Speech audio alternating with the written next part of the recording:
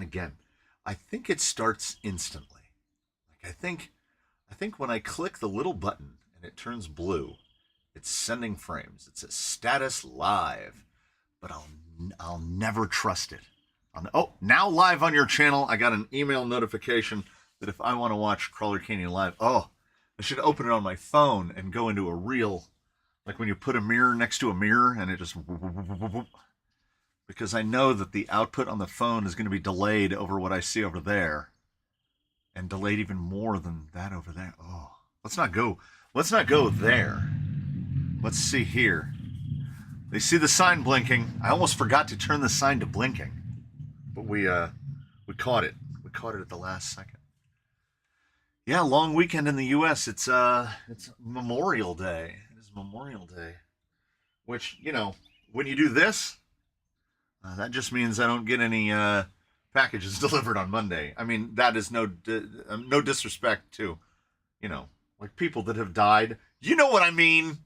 Y'all know what I mean. Holidays. Primus said it. It's funny about weekends when you're unemployed. They don't mean quite so much, except you get to hang out with all your working friends. That's kind of where we are right now. The gentleman from Romania is only going to be here for half an hour. Half an hour? How will I have any time to talk about?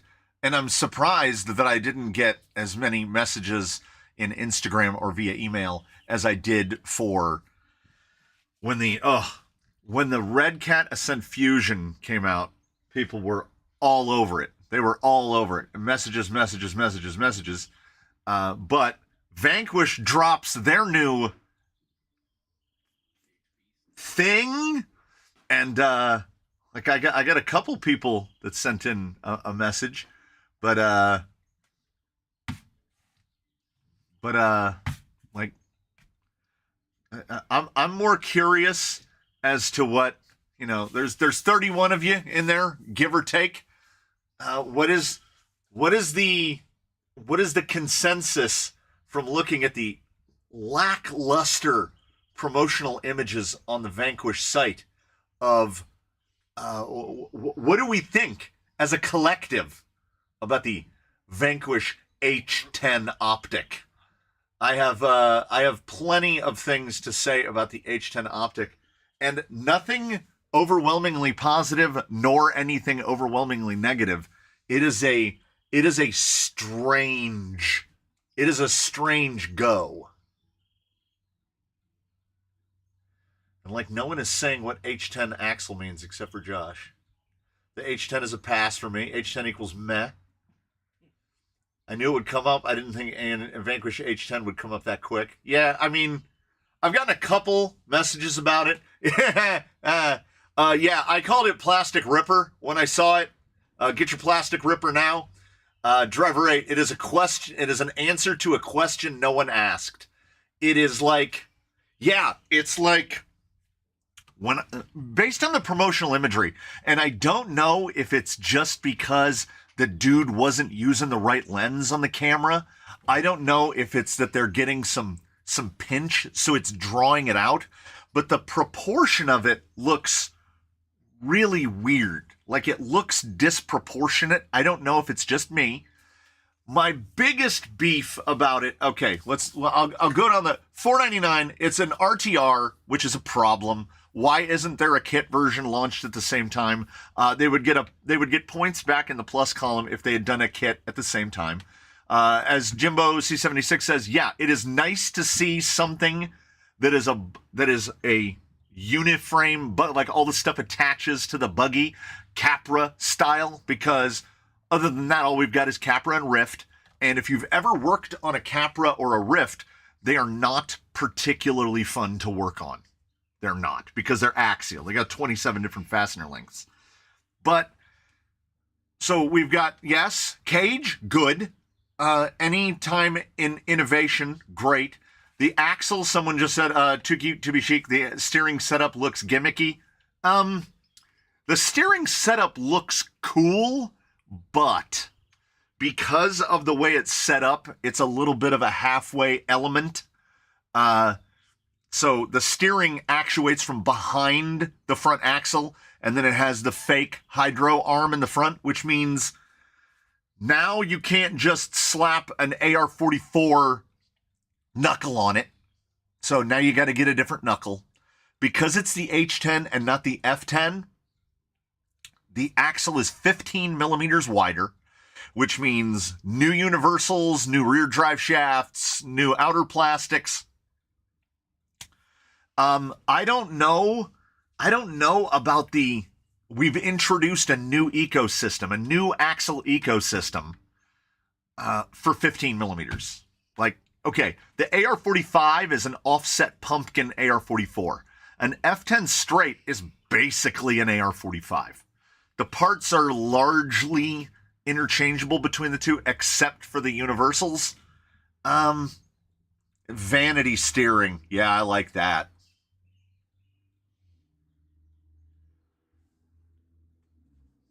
Yeah, Vanquish with a 1060. I already have a Capra. Why do I need the H10? Also, I mean, I love the F10 axle. I did a roam around the shop to find out what the axle situation is here in the rigs. F10 straights, we love them. There's 5 rigs on F10 straights here, almost as many as we have rigs on SSD diamonds, which are basically, okay, so F10 straight is an offset pumpkin, AR-44, AR-45. So basically you could put AR-44, AR-45, F10 straight, SSD Diamond Pros, Elements, all in the same category. And if it's that's 70% of the axles here. So I don't know about the H10 as an axle. Like, it's neat, but I don't. We go back up to that comment where someone said the answer to a question that nobody asked. Because as soon as I read that, F10, H10, literally, you can make your F10 H10 with that for $10 on Amazon. So seems like a lot of work. They should have, could have, would have. Aside from older holding on AR-60s and Rift RB-14s, we don't have anything big. The H10, man, it's right there where, like, who's right there? Who's that width? Yeah, the H10s are 15 millimeters wider. A rock racer bouncer with a brush setup. At least in the Capra, we knew it was a crawler, but this thing doesn't really fit into any category. And what is a trail buggy? I mean, I guess they could have put a side-by-side body on it. And then proprietary 14 millimeter hexes.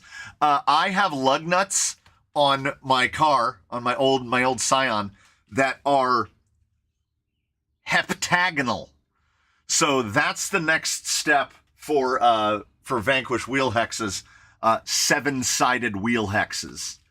Because then you can only use Vanquish wheels and only Vanquish hexes. And while we're at it, let's just make the stub axles triangular so they'll only fit inside the heptagonal hexes. Oh no, I shouldn't have said these ideas out loud because Vanquish is certainly going to seize on some of them. Yeah, Lucky 7. The beauty of the heptagonal lug nut is you can't fit any wrench on them except for the wrench that comes with them. They will not fit in a socket. They won't fit in a 12-point. They won't fit. You can't even grab them with, the only thing you could grab them with would be like locking pliers like vice grips, but they're recessed inside the wheel because with a 7-pointer, every flat has a point across from it. So I'm all about the heptagonal lug nuts on my car. They're also made of titanium. The thing that makes a trail truck is more scaled than a crawler. How is an imagine? Mike Cross, you over there being logical and whatnot. The thing that makes a trail truck is it's more scale than a crawler. How is an imaginary vehicle in any way scale? I mean, point. 7 millimeter stub axles. The Capra is the ultimate trail buggy. So whatever trail buggy means, Axial must know it too. I don't know. I feel like trail is being perverted into this term of means it can't do the thing, when trail is just the thing that's not the rocks. So I don't know. I guess I'm guilty of it as well. I'll call things trail when they haven't shown an ability to do the things. So, but when we do it, us, that's fine. When manufacturers do it, it feels unsavory. I have no memory. So someone said, Sfax said, I will say, H10 optic seems to be based after the red dot buggies. Red dot buggy. Not dog, dot.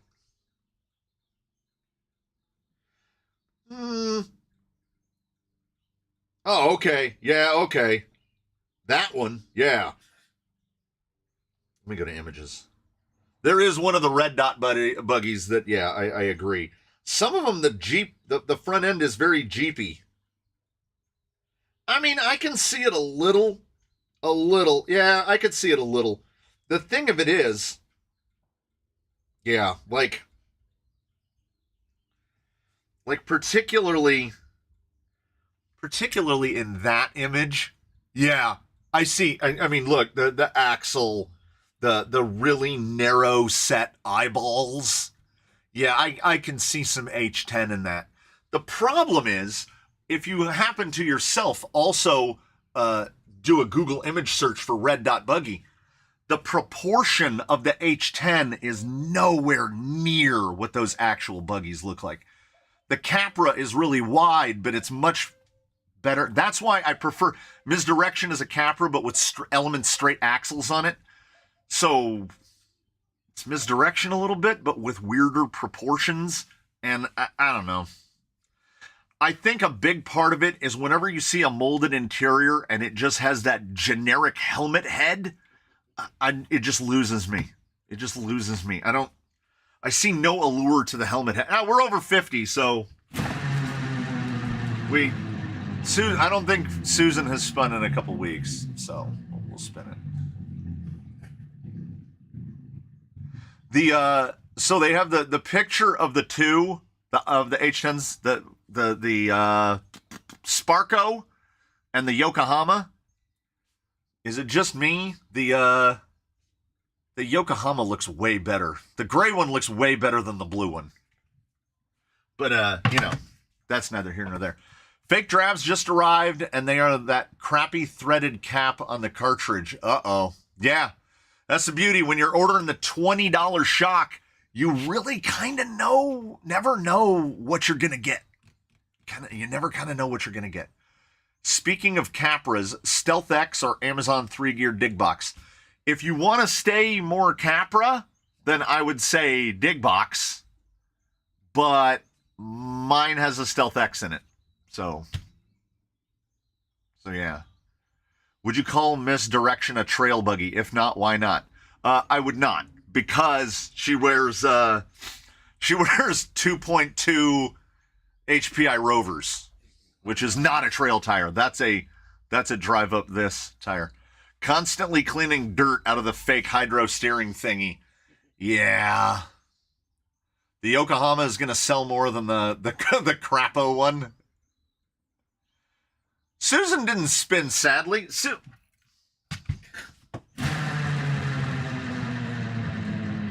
That's good duration. Like, she's got longevity. Look, she's just going. No, I don't know if she's in top form, but she's in good form today. Fake Drive Tech Roulette. Yeah. You never know. Ooh, that makes me curious. For what I'm doing today, for what my plan is doing today, trail is the industry term if it doesn't crawl good. So I've been doing the RC Lions just because of I'm still Drive Techie. No cartridge on the bottom. Still the 1.2 pound. The question that one of us always is, what number of teeth does the underdrive overdrive have for the Mias axles? I mean, they just use AR-44 gears. So there's, I mean, they don't come with underdrive, overdrive from in stock format. They're just 830s in front and rear. I just replace them to whatever AR-44. The second spin was more spinny. This one is no piston, just big metal washer flopping in between. So you never know what you're going to get. Well, I don't think we've seen a single one yet that actually has 10 millimeter pistons in it.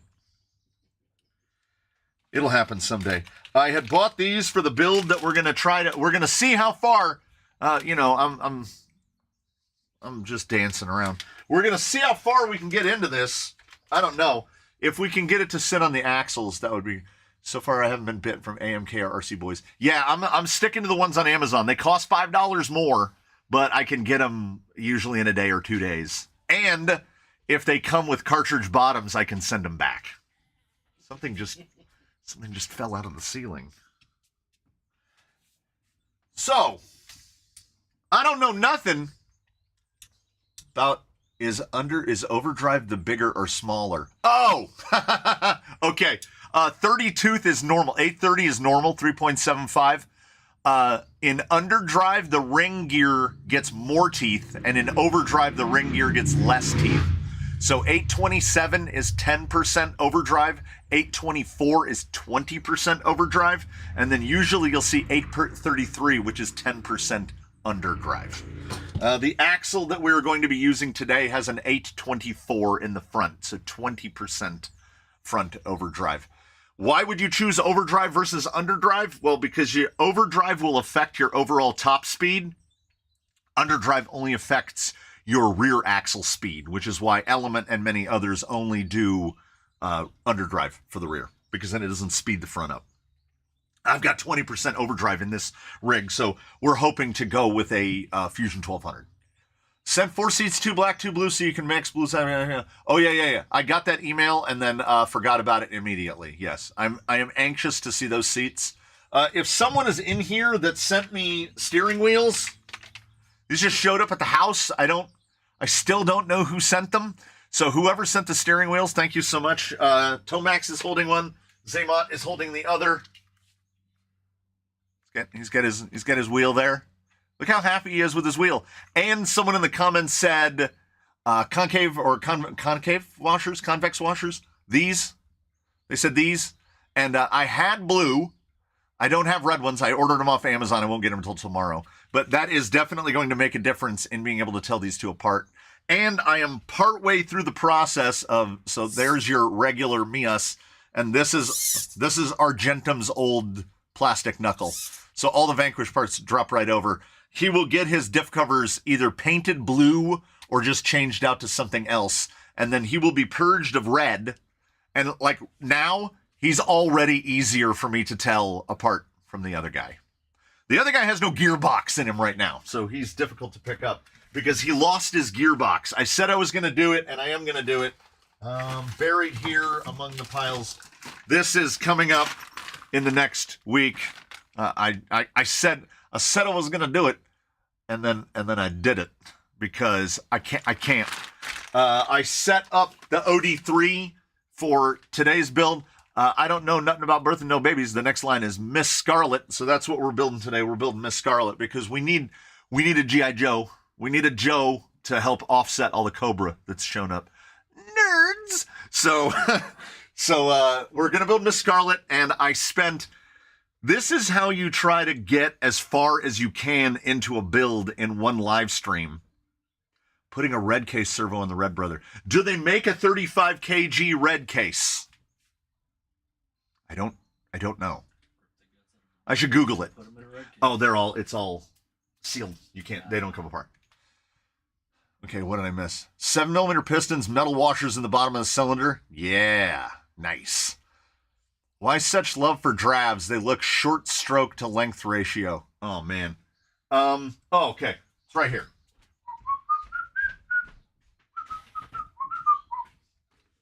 So we're putting together another Phoenix because That's the kind of thing we do around here. So these are relevant real deal Holyfield. These are Deluxe Dravtechs. When you assemble a Dravtech compared to when you assemble a fake one,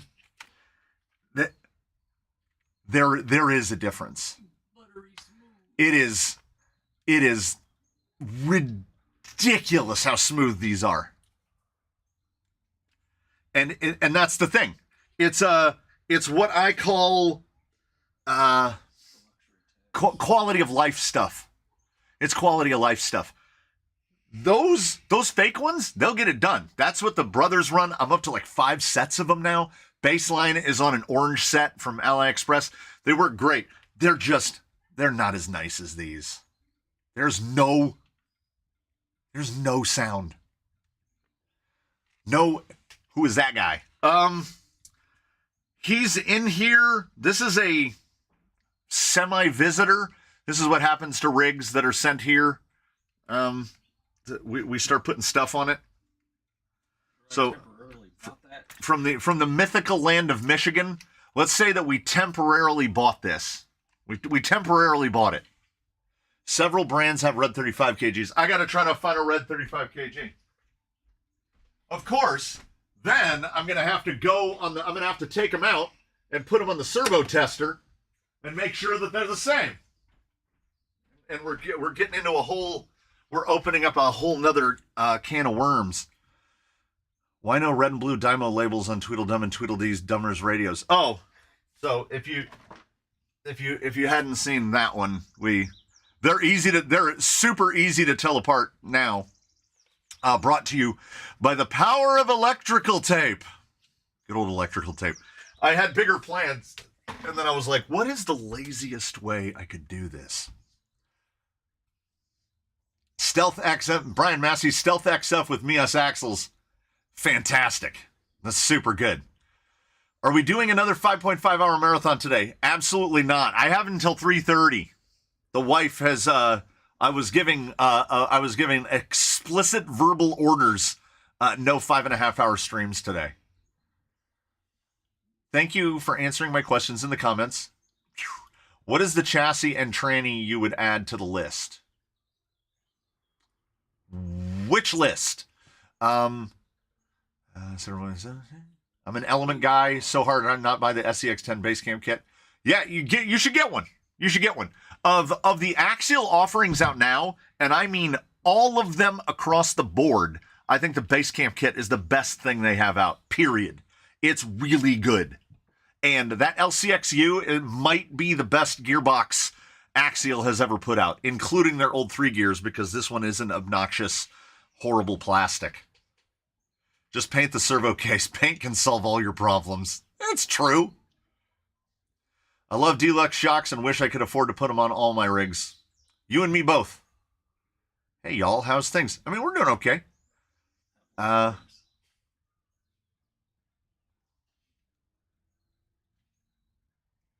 hope that Mr. William RC4-wheel drive means a cordless servo, because cordless, we're still waiting for cordless servos. I will tell you, I will tell her that you all said that you're thankful that she let me come on out.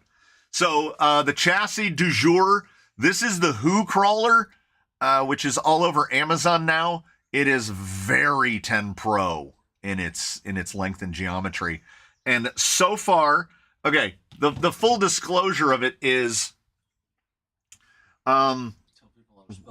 what you're seeing here, and the other parts that are to come, like we're going, Scarlet is going the big all metals, because why wouldn't we? And she is going OD3, and we are going to see if we can fit it with a Fusion 1200. Now, with the kick of the skid and everything, maybe not. We have Outrunner backup options, but hey, Harvey's Hooligans, I would love to just be able to run a Fusion, just for the simplicity of it.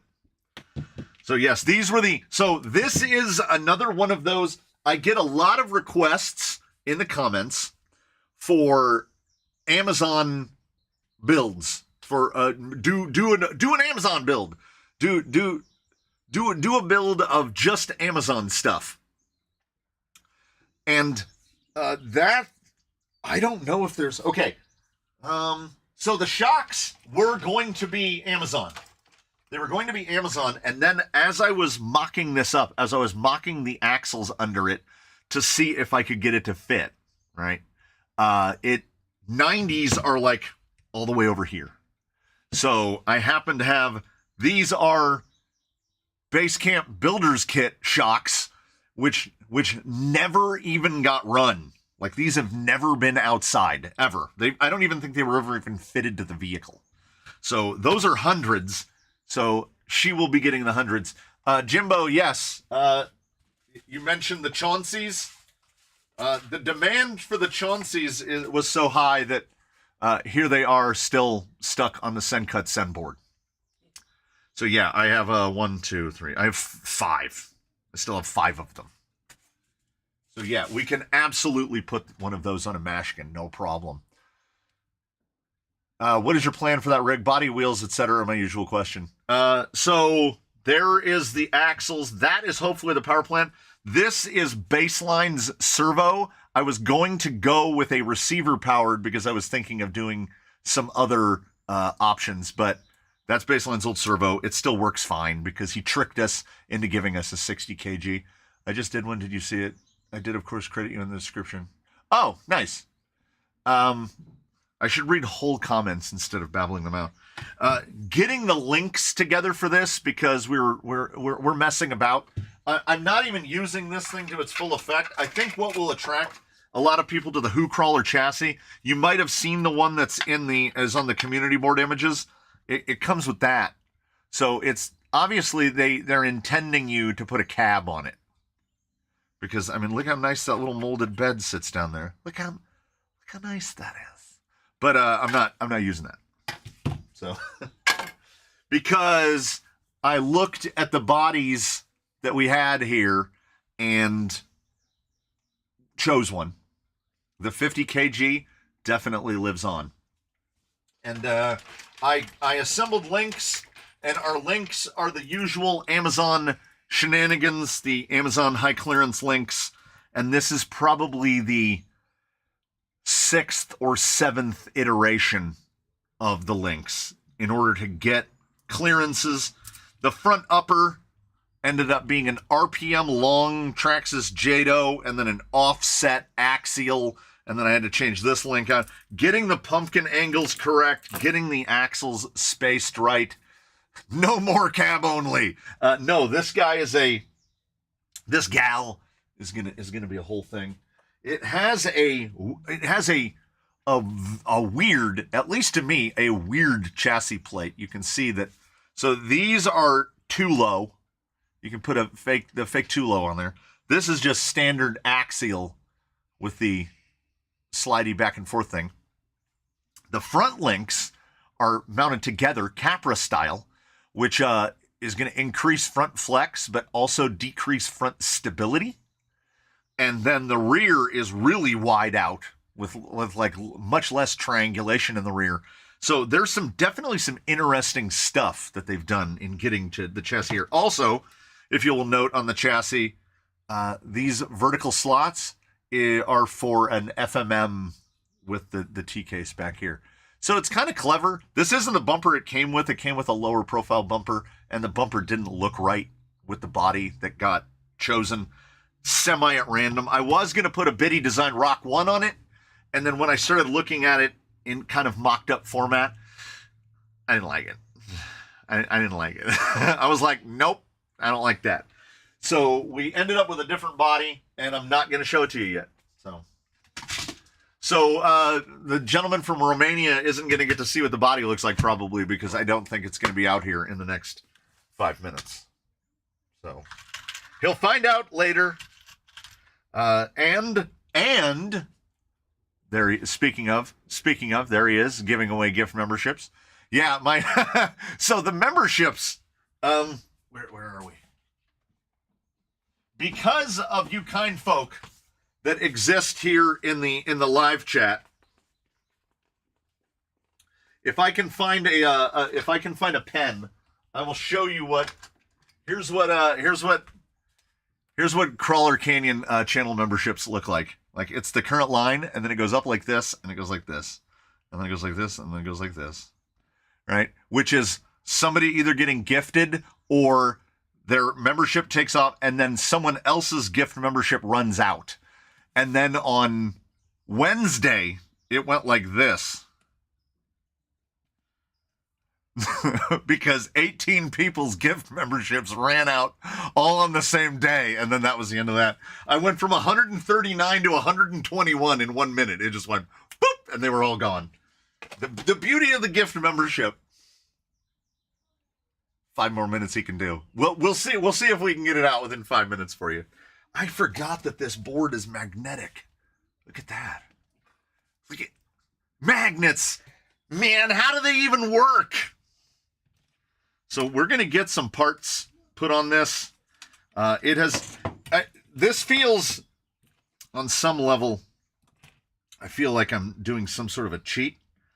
Because, as I mentioned, this has been together. The links have been together and apart a lot. Because the amount of time spent getting lengths correct and choosing the right ends. Draw a picture of the average looking crawler guy. I don't know. What do we look like as an average collective? Now, if I did my stuff right, and I didn't, I'm already bolting that on. And you know what I haven't even taken out of the little bag? So for those unfamiliar with the thought on outboard motors versus 2-in-1, well, there's a lot to be said for fusions. The fusion, if you have a positives and negatives column going, pluses and minuses, something like that has a lot going for it. This gearbox, though, for instance, the OD3, it is not designed for something like this. It is designed for something like this. So weight and size are the solitary well, okay. Much like the Spanish Inquisition, the list of things that no one expects just keeps going on. So some rigs don't like big, long motors. Some rigs don't like things anything longer than a 540. Fusions are a little bit longer than a 540. We swing back the other way, and the mounting is much easier for this. There's no, I mean, you have to stick a switch down, but there's no speed control. The wiring is a lot cleaner. You have no worries about things like waterproofing. It's just a sealed thing. You don't have to worry about the bearings. You don't have to worry about stuff getting in them. You don't have to worry about any. No, this was not a Rhino. This is an AG Innovations Ninja. It goes back a long ways with a little turbo. This is a Flash Hobby turbo, so there's no back iron. This is a true drone motor. It's really fast revving. It feels really snappy and responsive, but it does not have a ton of torque because it's designed for a drone. And I disassembled it and chucked it up into the lathe and actually turned the shaft down so that it would fit a regular 3mm pinion. Because they're drone motors, they don't have flats to attach pinion gears because they don't use pinion gears. So now I would just recommend, like, if you have to save money, if budget is the extreme concern, you get any of the variants that look like this, 9i Mod, Glowback, whoever. They come in 3542s, 3532s. They come in an array of different ones. These are great. They're fine. But the Rhino Crawler S12s and S20s, that's the go-to. I drove a Fusion for the first time yesterday in one of those new Redcats. So smooth. Sir, Mr. Nautical, sir, let me tell you something. The first time you pull the trigger on a Fusion Pro, you probably want to be sitting down. Because I love a Fusion SE because at the price point, I don't think you can beat it. But the Fusion Pro is quite literally next level. Well, Andre is going to have to wait until tomorrow to see the body. But, you know, that's just how it is. Yeah, the Fusion is addictive. Oh, these look pretty simple, actually. The side skirts on this thing are kind of wacky. Yeah, okay. Hopefully it came with 30s. Here comes the Redcat rant.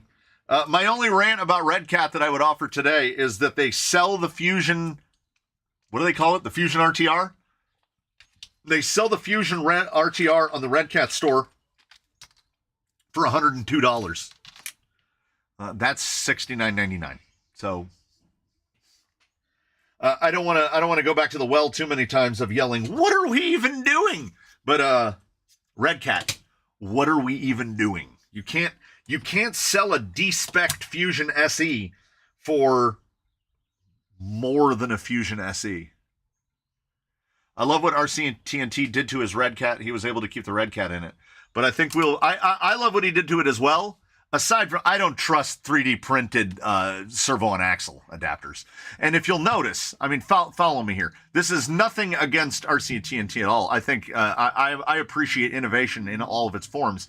But as soon as you go servo on axle on an Ascent, you take a lot of problems away. All that bump steer and axle swing and all that, that's gone now because it's 4-linked front. Most of the changes he did, it's got Redcat parts on it, but it's a lot less Redcat than any other Ascent out there. He kind of turned it into something else. He kind of made it into an Element SE, really. I mean, if we look at what the modifications do. So my beef, here's my continuing complaint, and the one that I will never let go, is that you do all that stuff to your Redcat Ascent, and now it's basically a stock. It's a stock Element Enduro. Look at these. These are wild. I have not checked to see if these will fit under the body, but I will cut. I will cut as need be. I almost forgot to put these on. And we have a Fusion. So aside from a potential battery mounting location, I don't even know if I really need these. Yeah, the only problem is you still have those axles. The number one stumbling block of the Ascent is Gen 9s.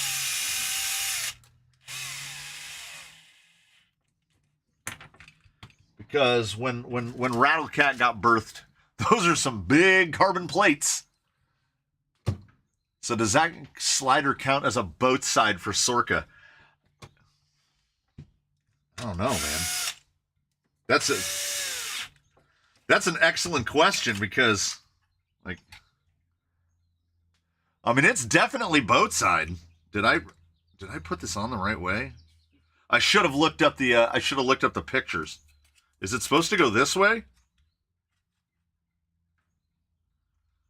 I don't know. I think you can make it up as you go along. I don't think there's any hard or fast rules here on what this is supposed to look like.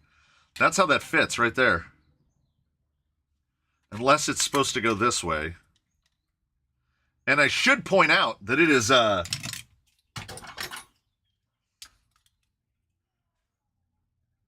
1 millimeter carbon.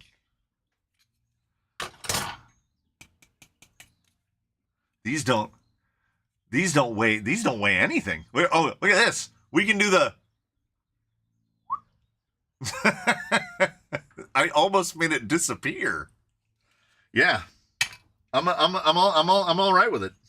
Ooh, I almost went full Porky Pig right there. I've ordered the Drave Tech clones from Famanda and got a metal washer instead of the piston. Yeah. And they said that it's good for me. Brilliant.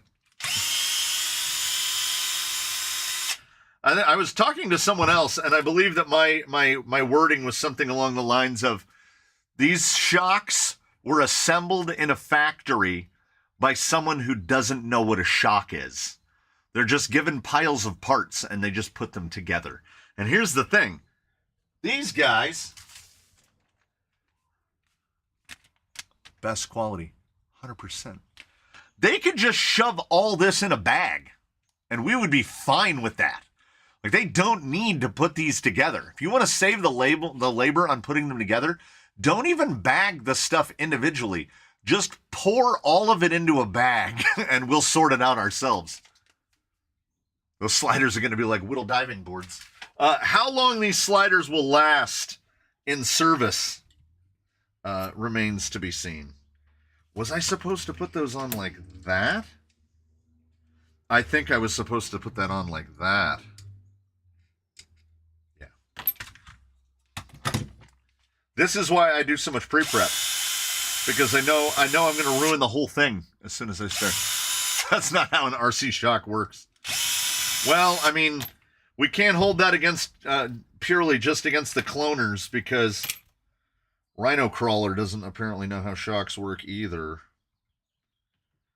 Because they're still sitting over here in a box. Hope those sliders don't break. 1 millimeter. Yeah, carbon is really not the material for this kind of application. But there's something about carbon. People love their carbon. The bags cost more than the labor. That's true. That I can pretty much guarantee that. In any endeavor, logistics are going to be your supply chain is your number one. That's where everything goes. Ordered up a set of 90 film 5mm fake Draves a little while ago. 2 shocks had the typical seal pack. 2 had the dumb screw-in cartridge thing. Wow. I like carbon because it looks cool. I mean, it does. Especially if you get one of those with the colored carbon. You get the blue carbon or the red carbon. Oh, it's almost too fancy. I see a Wagwan there. I think the Rhino Crawler shocks are supposed to run in a foam emulsion. I put 15 weight in them, and they were still so overdamped that they basically hydrolocked. So I don't know what their intention was with those, but I can just tell you that it was not successful. You can't put I think they were number 56 or number 57 by numerical drill bits, pistons, and then put an E-clip over that covers half the holes. Those were, again, it felt like shocks designed by someone who didn't know what a shock was. HVTO3's got finals coming up. Let me think. I'm going to apply brain force, and I'm going to try to recall the last time I took a final. It was in the 90s. Long before HVOT3 was born. I'm making myself sad now. I'm trying to remember how these go. I think they go like that. I had to get kind of semi-creative with the front links. What's the best color shock? Fortunately, I think it's just black. Because, as they say about men's outerwear, black goes with everything. I have a couple links on this rig that are so directionally mounting specific that every time I go to lay this out, I feel like it's wrong. That goes there. Okay. Should be like that. Ever watch Forgotten Weapons? Yeah. Yeah, not even understanding what sights do. Just copy it. I think I have one rod end aiming the wrong way. Because unfortunately for my psyche, we've got double bend. It's this one. To try to... And I had the exact millimeter that I wanted them. So we're using high clearance sideways on angled rod ends to try to clear the fusion. It's not optimal. DraveTech is out of stock on all except green. Yeah. Green is tough. Green is tough. There we go. That should maybe might work. I'm going to try to put as little weight on it as possible. And the front upper on this is a trip because it basically says in the item description that this thing is designed for AR-44s, and we're putting 10 Pro, which are chonky AR-45s. Basically, the shocks we get, they replicate the parts, not understanding the purpose of them. Hi, all the way from Ukraine.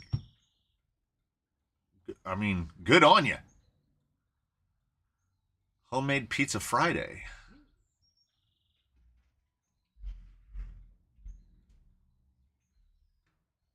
Did I get the boom? Yes, I did. He's asking, the gentleman in the chat is asking about this, which I'm going to have to find imagery on the internet to figure out how this even mounts. It's bigger than I had anticipated, and I'm thankful for that. This is going on Randall the Atlas. I'm gonna because he looks like a big wrecker anyway. So I can see that a servo mounts here, but this also looks like a servo mounts here, and I'm like, I know that booms, they usually pivot. I have no idea how this is supposed to work. So I'm going to look at pictures on the internet, and I'm going to figure it around. Yeah, if you buy a DraveTech that is in some wild colors, you're basically committing yourself to building a rig around the. Then you're going to start searching for wheels that you feel complement the color of your teal shocks. I have a set of green Desert Lizards that were very inexpensive because at the time they were on they were significantly cheaper than any other color.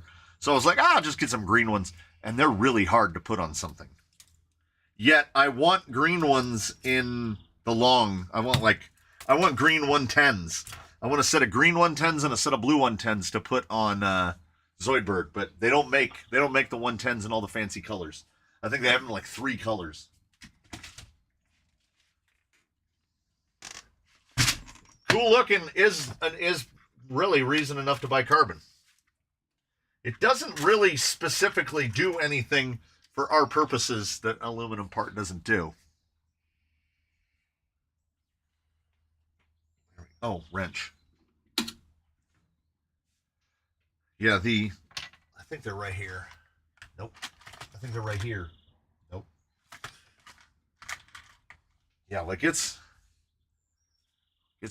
really green. Like it's really, really green. And you're never going to be able to match a paint to it. So you're going to have to go some sort of complementary color to the green. So they sit in a drawer. They'll find a home. They're not going to find a home on this. I have an idea and a thought and a plan for the color of this. Because, it's a real American hero.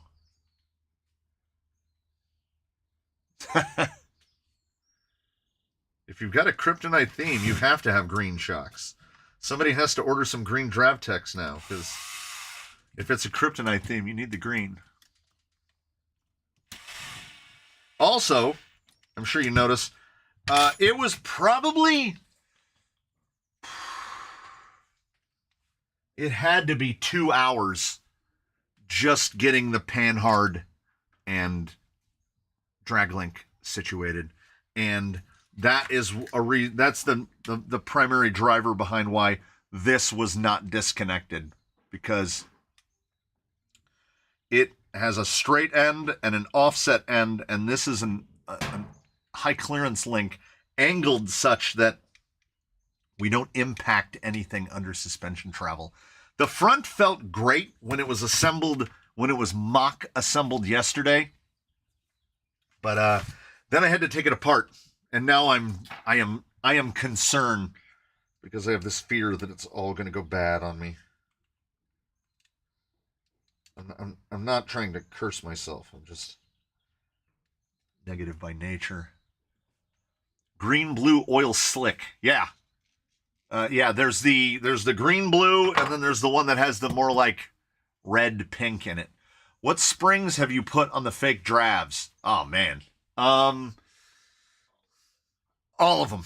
I've run the ones that come with them. They come with 1.2 pound and 2 pound, and that's pretty good. You can generally find a use for those. The brothers are running, I think they're running the included 1.2 pound. Baseline is running Elements from the Elements Soft Spring Pack. I've run DraveTech springs on them. I've run Hot Racing springs on them. Any 10 millimeter spring is going to work. You just use what you've got. There, you can find some 0.7 millimeter wire coil springs on Amazon that are usually either 30 or 35 millimeters long. Those work. The sky is the limit. The world is your oyster when it comes to what springs you want to put on fake DraveTechs. How do we like a J Concepts Junior Mortician body on a crawler? I would have to see one because a lot of the Stampede bodies are very narrow. So there are some builds that you could definitely get away with it on. It just like for what we're trying to accomplish with this, I don't think it would work for this.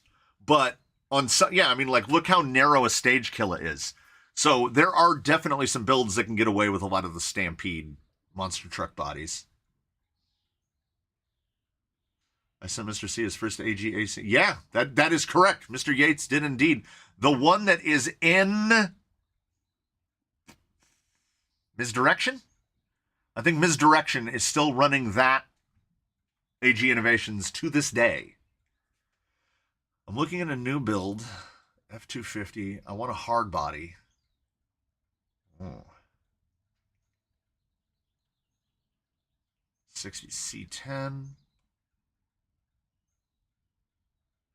How long have you been into RC?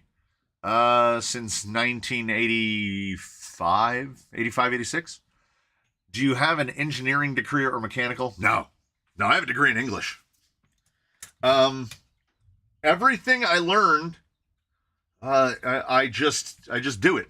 I come from a mindset of it can't be that hard, right?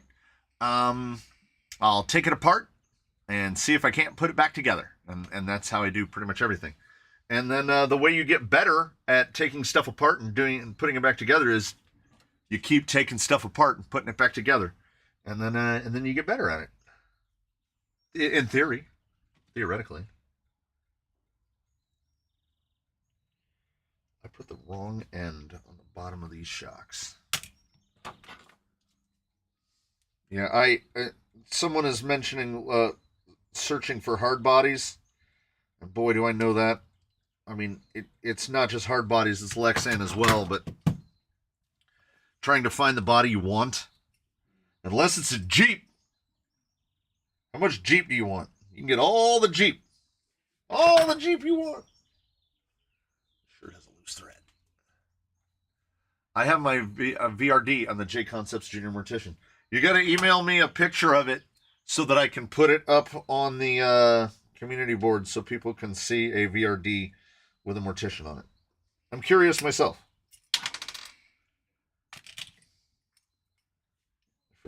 Oh, wait, no, these are the right ones. Only got one out. Figured it out. Yeah, because when I was searching for a hard body for Lord Pendaby, first of his name, economy was one of the leaders in decision making, and if you don't want to spend a lot of money on a hard body, the options are not a lot. There's not a lot. I didn't want one of the Endura Cherokees. They are very heavy. I wanted a hard body, but I didn't want, like, RC four-wheel drive Scottsdale weighs 3 pounds. I didn't want that. I've been really tempted on multiple occasions by those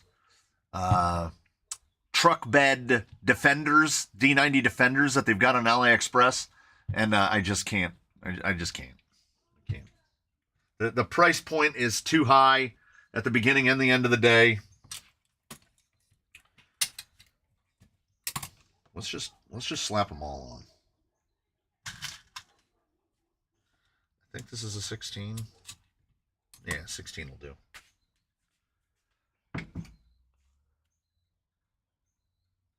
Yeah, it probably would. Oh, I just answered a question without reading the question. I know you get a lot of picture submissions. Maybe it would help to have a separate email just for community pics. Yeah, I sat down. I was watching a Fortnite. There was a Fortnite video this week where he talks about the stupid arrow things they're doing on motorcycles. And he does it. If you haven't watched a Fortnite video, you should sit down and watch a Fortnite video. It's something that I would aspire to, that level of basically cinema level quality. He's putting out like Top Gear quality content on a motorcycle YouTube channel. And he does a 7.5 minute video as a oneer. One take, no mess ups, just does the script. And it's moving. They do tracking. They do everything. It's beautiful. And he including the ad read. He does an ad read in the middle of it. And it's for Squarespace. So I was like, oh, you know what? Maybe I'll pick up a domain, and then I'll have crawlercanyon.net or crawlercanyon.org or whatever. And then I can get a Crawler Canyon at like photos at crawlercanyon.net where you can send images. And I go through the whole thing, and they have an AI assistant to set up your website for you. And I was like, oh, this is kind of neat. And I'm going through the whole thing, and then it's like, hey, if you'd like to save all this stuff, here's where you click, and here's how much it's going to cost. And there's no option to pay monthly. They bill annually, and it was $323. And I said, I don't feel like spending $323 on a website today just so that I have a cleaner place to send email. Like, I should just see if I can get canyonphotos@gmail.com or photos for the canyon or something. See if I can get another Gmail, because while $323 a year is not grotesquely expensive in the grand scheme of things, just let me pay monthly, man. Just let me pay monthly. Because my old website, when I was maintaining a website to run my, when I was doing Scion parts and Toyota parts, I paid $11 a month, $10.99, and it never changed. It was $10.99 a month for 15 years. And I had to pay a one-time annual fee to renew my domain name, my DNS, and my domain name cost $6.99 a year. And now it's $300. Just make up any Gmail. Yeah. Might ought to have to do. Make up any Gmail. We are running these upside down because they are axial. 25s are not going to be long enough because these 10 Pro axles, the little fellas are not threaded. We need 30s. Got 2 30s. This is what I didn't do. Did you ever try to use rock pyro shock towers or any custom-made towers to add angle for rear shocks for a TRX4 chassis? Yeah. Not rock pirates, but the other one. Yeah. I'm just walking. So Daphne the Sport runs the carbon fiber option chassis you can get off of AliExpress or Amazon that basically just copies the same geometry as a stock TRX4 chassis. And then I made these towers many, many moons ago. And as you can see, it has about 15 degrees of lean compared to the stock tower. But that is because she is running Drave Ultra Softs. She's running 0.4 pound per inch springs in the back. She used to run that hole. You might be able to see a little mark around it if I can get the glare off of it. She used to run lean forward. Leaning forward just changes your effective rate and allows you a little bit more flex in the rear. So I choose her shock mounting position based on spring rate, how I wanted to get it to sit, how she sits neutrally. So when you're running a spring that light, she runs softs in the front, 0.8s, and she runs super softs in the rear, 0.4s. And yeah, making shock towers is easy. Like, it's not a TRX4, but it was just, I laid these out in a graphics program and just cut them out of black acrylic on the laser, because the VS410 towers, I mean, you can see we have about the same angle front and rear, but the VS410 towers were not going to do it. They were absolutely not going to do it. Yeah, it feels good, but you can tell it's not a DravTech. You can tell it's not a DravTech. The LC80 hard body is around $50 on eBay. The only issue is the ARB front bumper is $75. Yeah. Yeah. If something comes up to give me cause to say a bad thing about the Zoku chassis, I haven't found it yet. Like, he did his homework. Like, he did the work. I appreciate it. We've got like 5 here total. This is going to be fun. Now we have to do the stack. We got to stack a bunch of things together. And the clearance in these brass, this is the bite that you get from getting all Amazon super economy parts, which is sometimes the fitment is like this. Fitment about like that. But what we do is, what I try to tell people is, oh, what? Did somebody say more whiteboard? Okay. Here it is. Committed to memory. I didn't make it up, but this is along the way I have lived. You're gonna see an amazing drawing.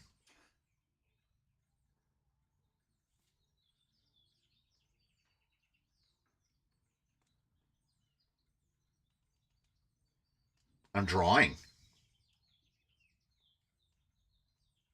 Wait, we'll put some little hash marks on it so it looks more like a speedometer. So this is how I lead my life when building things, when building toy cars. Imagine, if you will, a speedometer-like device that at one end it says cost and one end it says labor. If you buy a VRD, this goes like this. Because you do have to put it together, right? If you send a VRD into the canyon and have me do it, then it, like, the arrow is done here like this. You're just spending money, right? When you're doing something like this, because we've saved a lot of money, it's probably right like that. Because I'm not going to lie to anybody and say that it's super, super cheap, right? Because about $150 for the axles is what the axles were all in, but we're talking about axles that are as fully upgraded. There's no plastic. Those 2 rod ends and these 4 rod ends are the only plastic on this axle at all. This axle weighs well over a pound. I think it's 1.25 pounds for this axle, and there's nothing to replace. So this is the antithesis of RTR. This is the opposite of RTR. As I mentioned, as I sort of bemoaned, getting the links right, to get the angles right and everything, you're starting from scratch. And you're using your RPM tool to try to get them to the same lengths.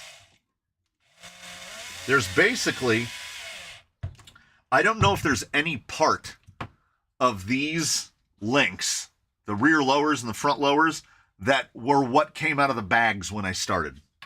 I had to change everything. And there's no saying that these are what will stay.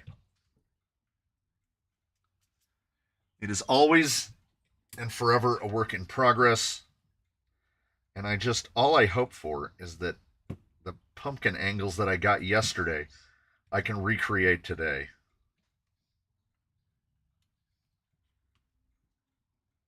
Because a rock crawler is fairly simple. You just select the parts that you want and you put it together. And I wouldn't put the, and here's the thing. I'm getting it out again. Here is, someone might ask, the pen is magnetic and I still managed to lose it.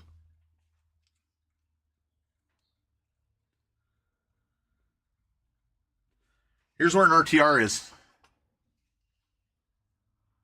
It's right between cost and labor, because there's a bunch of stuff that you pay for that you don't need, and there's a bunch of stuff you're going to have to take off and replace so labor comes in.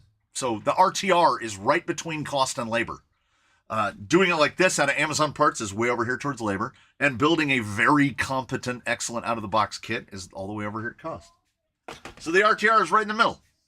I've heard the new Drave pistons have larger holes, so now you don't need to run 10 weight. Mine came with the set that is on that Phoenix, 4-hole pistons. 4-hole pistons. So it's running 300 CST, which is what I ordinarily put in them, and it felt pretty much right. It felt pretty much right.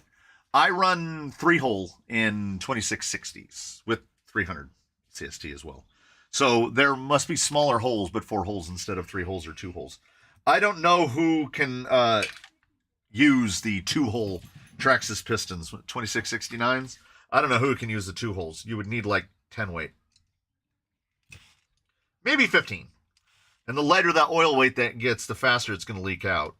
Of course, what you can do is buy yourself a set of very small drill bits and just drill them out. And then you can run heavier weight oils. I would love those shock. I keep saying that I want to do it. I have in the shock bin. So this is the shock bin. So in here, those are all Traxxas pistons in here. I keep telling myself I have a bunch of those 2-hole pistons. I need to drill them out to the next size up on a numerical bit so that I can just run them on 40 weight. Because 40, if I could get all my shocks drilled and pistoned to all run 40 weight, wouldn't that be great? Wouldn't it be great to not have like right over here out of frame is 30 bottles of shock oil? Wouldn't it be great to just have one? It doesn't seem possible. Dan's RC asks, have you seen the H10 optic? Yes, Dan. Yes, I have. We discussed it a little bit right at the beginning. It's like, you know that meme where the guy's like this? That's the H10 optic for me. Do not paint where need. Oh, yeah. Random question for the Canyon community. Is the Aldi quarter cart system genius or BS? It's BS, because you know what it means? They'll sell you a shopping cart for 25 cents. And why do I say this? Because I see those shopping carts out in the wash. 25 cents is not going to stop somebody from stealing the shopping cart if they're going to take it. They got to put those electronic mechanisms that make people run head for. Oh, do not apologize, Dan. It's like this is the live stream. We're here. Will we talk about the H10 again today? Probably. It will definitely come back up again. I had thought that the baby stroller had supplanted the shopping cart, because a shopping cart will come to a dead stop if you try to run over a coffee stirrer. But I see them in the wash all the time now. And here's my favorite thing. You see a Dollar General shopping cart. I didn't even know Dollar Generals had shopping carts. You see a Dollar General shopping cart, and immediately you think to yourself, where is the nearest Dollar General? Like, how did that guy... I've seen a Target shopping cart 4 miles away from the Target. That might not seem like a lot, okay? I give you this challenge. Go push a shopping cart for 4 miles. It will get stuck on any pebble on the ground. It just comes to a stop. So someone had the fortitude to push a shopping cart for 4 miles. You have to appreciate it. I think I need a big, like, 35 for this top one. Which is that one right there. That was a lucky thing. That's a money pit, the H10 optic. Okay, here's the thing. I am confused by the H10 optic, unless they're going specifically for the plastic ripper market. But I can't say anything overwhelmingly negative about it, because I have neither seen nor touched nor wheeled one, so I don't know. Maybe it's amazing. There's something, the dark part of me, which is taking over every day. I don't get it. I don't see what place the H10 optic fills. I think that's what it is. It seems, as someone said earlier, the answer to the question that no one asked. I feel like that was how I felt about the AR-45. I've kind of come around to the AR-45, not the AR-45 Portal. I still don't like them. But the AR-45 straight, I have a love for the Ripper. I mean, yeah, like, you see, what was it? Somebody had said that they've seen used Rippers going for like $7,000. At that point, just buy something real and go out in the desert with it, right? I've seen a shopping cart road train full of scrap metal being pushed. Ooh, I do enjoy scrap in these. Yeah. Okay. I have gone to a recycling place to recycle copper wire. Okay? All right. I don't do meth. I wasn't down on my luck. We were dismantling an old 7-Eleven. I think it was a 7-Eleven. A convenience store.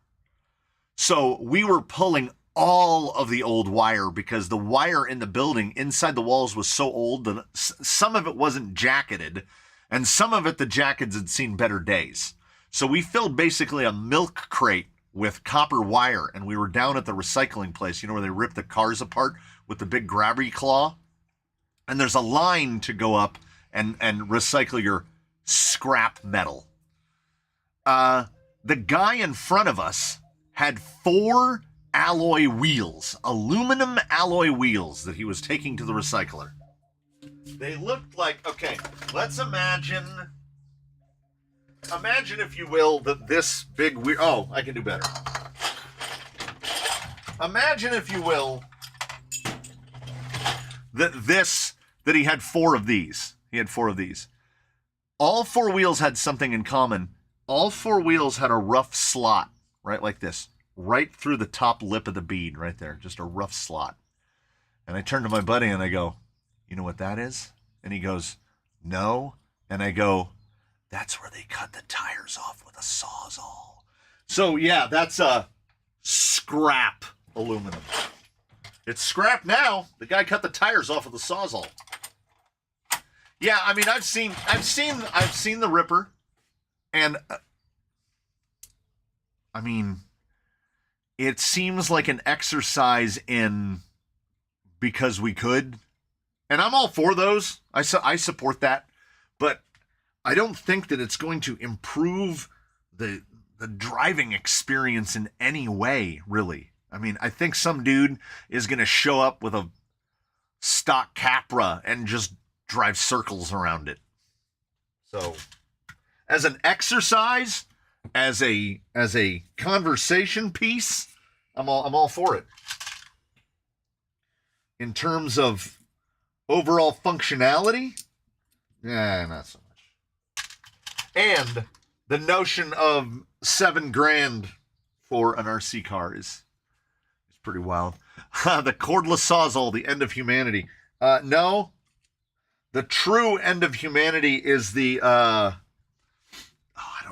don't remember what they're called. I'm Googling.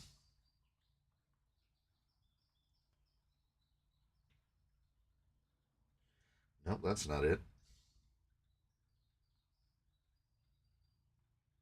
Yeah, it is. No, that isn't it. There it is. The real end of humanity. Proof that is that right there. Focus is that right there.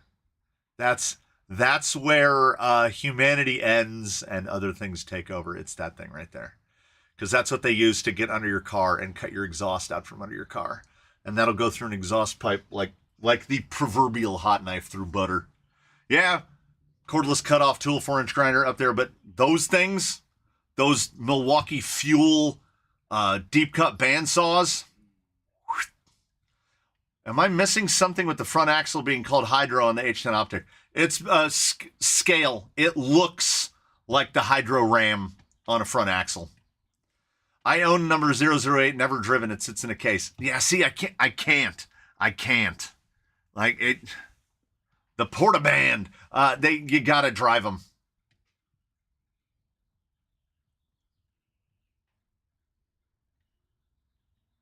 Yeah, the end of the day, whichever RC makes you happy is the one you need.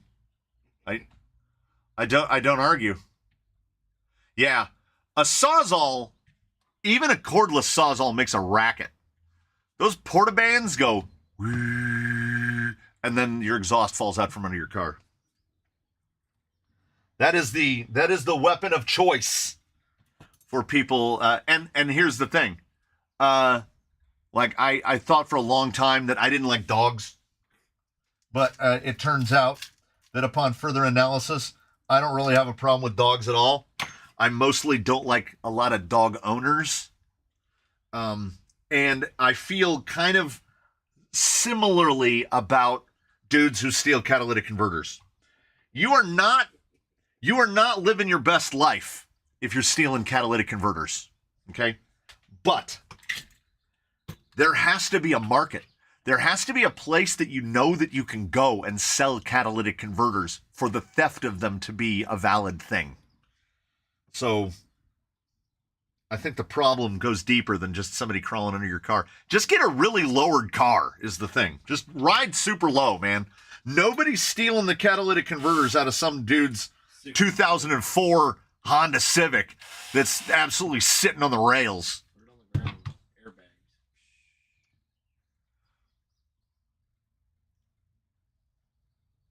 Yeah, and the cat theft is ridiculous. I knew a guy in college who had 3 stolen off of his Prius in 4 years. Yeah, a buddy of mine got 2 stolen out from under his van in his driveway and never heard a thing. I am borderline, from what I understand, I am fortunate, whether this means anything to you or not, whether you feel positively or negatively about it. I drive a Subaru, despite being a straight white male. I know I don't fit their target demographic, but Subarus have 3 cats because they're, boxers. They're flat 4s, basically, boxer 4s. And the catalysts are all the way up, like the engine comes out like this. The cats are up here, like inside the fenders. So it's supposedly either very difficult or impossible to get to the catalysts in the front, so they can't steal the catalysts off of it. There's plenty of room to shimmy under there, but apparently they're just very difficult to get to. Ooh, look at this. Look at this. These are VRD springs, because the VRD that we built in Livestream last is running little babies. It's running 10 millimeter. So I was committed to this guy using some pieces. That pumpkin angle's fine. It's pretty good. It didn't look quite right at full droop because I hadn't set this up on 100s yet, so I didn't know how far it was going to droop. That might actually sit pretty close to right, especially when the body goes on this thing. Because the body is a bit of a vanity choice. Can't get your cat stolen if you've got no cat. I didn't have a catalyst. No, I'm sorry. I had Jackson Racing? I had a Jackson Racing catalytic converter, which allowed me to pass smog all the years that I had it on my Honda. And when we welded it into the exhaust, it was about this long. It was about this big around. It had the bung in it for the O2 sensor, which you had to run the little chip thing on. And you could look through it, and it was just a straight through 2¼ inch hole.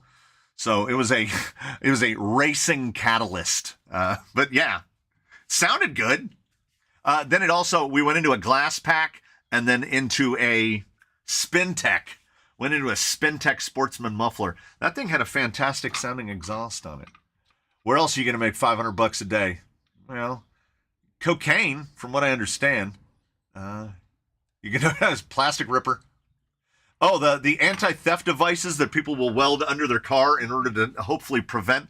I've seen concertina wire welded up under a car, cages made out of rebar. And then inevitably something happens to their car and they have to take it in to get it serviced. Subaru is awesome. Everyone owns one around here. Single white male is the minority in a Subaru. 100%. 100%.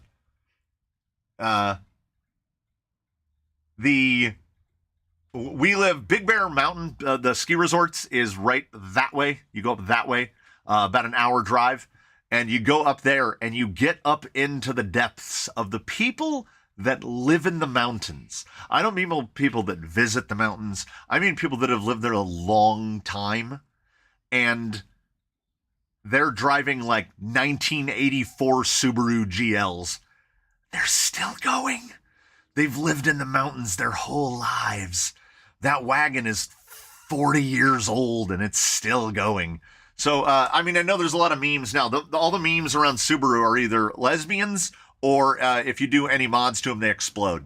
Well, just don't do any mods to them. I don't have any problem with the lesbian thing. If lesbians want to drive Subarus, that's, I don't know. What about like the Subaru Impreza or the WRX? Yeah, they blow up. They, it just speaks to the reliability as far as I'm concerned. Yeah, most STI owners are younger white males. Only nowadays, the STI... Ugh. They are not, like, remember when they were attractive? Those things are, yeah, I am not motivated by the new ones. I should not try to put axles together upside down, yet I continually do it. Own a car and don't mod it. I haven't done okay, that's not true. I was going to say I haven't done a single mod to my Subaru, but that's not true. I installed the factory receiver tow hitch for the back, because it's beautiful. It goes completely inside the rear bumper, and it has two little quarter turns that you go, and you drop it down, and the receiver comes out. Oh, it's so good. And the vehicle came pre-wired. You just plug in the harness. It has the controller and everything. Oh, it's so good. It's so good. I've never used it. I've never attached anything to that receiver, but, someday. Yeah, but that's it. That's all I've done to that Subaru. Well, I had my buddy ceramic coat it, but like, I'm not messing with the stereo. I'm not messing with anything. I did all that back in my Honda and my Scion days. Even more so on the Honda. I did less on the Scion. And nowadays, I am old, and I just genuinely can't be bothered. Scooby-Doos. Good old Scooby-Doos. I don't have a bad thing to say about my Subaru. Am I doing this right? That's a 7.5. I've also been sampling this shock plier for the giant-handed because ordinarily I use this one right here. And then I lost it for about 2 weeks. And then it literally, I was digging through bins and I looked and it was right there. And I was like, no, devil, not today, because it appeared out of nowhere. So we're trying this one. And from the imagery on the internet, I couldn't tell what this was. It's got a mighty tooth in the front. I thought it was a setter to put ball ends together, but it's not. It's a punch. You can punch your tires. I tried it on a tire, and it's not as good as like a rotary leather punch, but it does work. It does work. And then you've got all the other stuff, and you can really put some crank down on the ball remover. Everybody should have one of these. If you're surviving without one or the other of these, I don't know how you're doing it. Hey, Mr. C, I like Subarus. I just don't fit comfortably in most of them. Hoffy, how tall are you? What kind of parts did you used to sell? I sold parts primarily for the Scion TC, also a little bit for XA, XB, XD, and there was a crossover there to the Yaris. I did wind splitters, radiator plates, cold air panels, shift knobs, short shifters, wind splitters, shifter bushings for both the shifter cage and the shift, because they use cable linkages, and the cable linkage ends inside the engine bay. I think that's about it. That's about it. Yeah, that's about it. I've got a crawler-related question. I built an Element and Duro Builders kit too. Will the Zoko base camp chassis work, or will it affect the suspension geometry too much? A 10-2 and an Element are only not interchangeable because the manufacturers have made it so. Like, some of the holes are like a 0.5 millimeter off of alignment from each other. But yeah, you could absolutely use a base camp. You could put all Element under a base camp. I asked him why he doesn't have an Element specific one, and he goes, well, nobody's really asked. And I go, but it's almost identical to the base camp. So you might have to like ream a hole out here and there, but yeah, you should just be able to throw an Element stuff. Well, I mean, you might not even have to ream out any holes. The skid, what does he do with the skid? The skid, the bottom skid will be the only hitching point, because you'll have a conventional mount, and for whatever reason, the base camp is just 2 holes spaced out side by side from each other. So you'll be a little more onto the labor side. The axles and the links and all that will fit. It's just the center skid is where you're going to have some stuff. We'll just call it stuff. 6'5" is pretty tall. 6'5" is pretty tall. Yeah, I also think Subaru are very reliable until people start doing stuff. Until they start mucking with them. And if you muck with them and know what you're doing, you can get away with mucking with them. But a lot of people muck with them and they don't know what they're doing at all.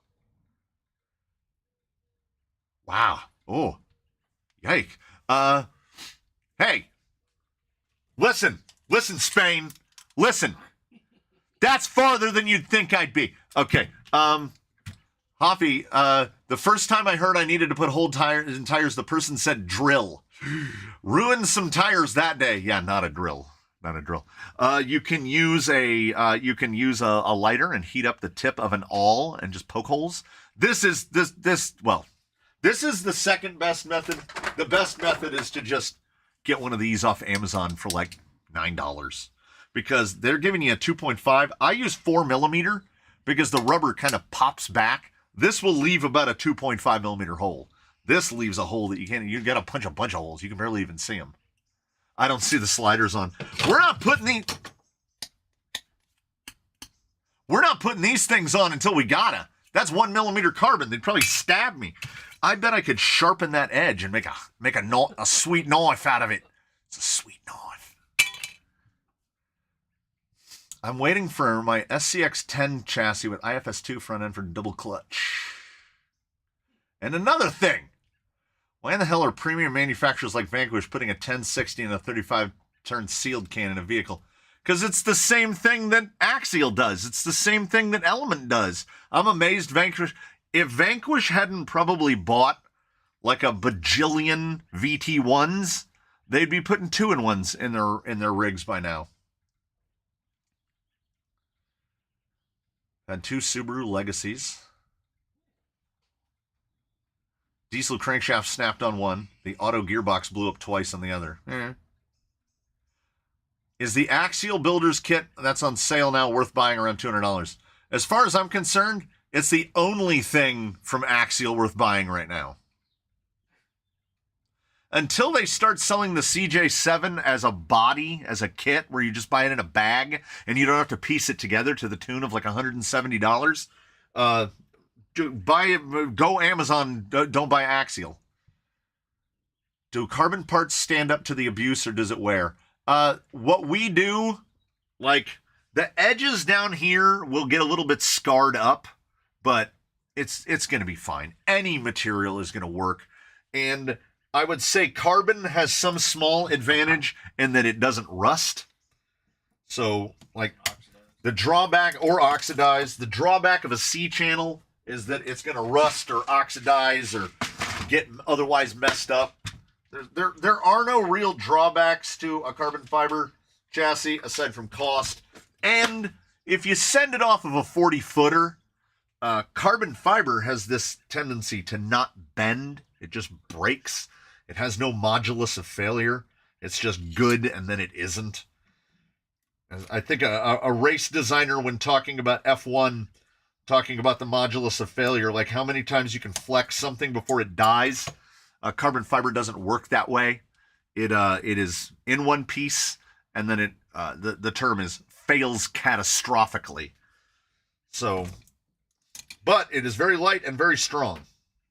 So we sacrifice for such. Try not to get too behind. It's not a knife. This is a knife. It's kind of flapping. So it's definitely at least part wing. Vanquish markets themselves as way more premium than Axial or anyone else. Don't get me started on what gearbox is in the H10. It's the Stance gearbox.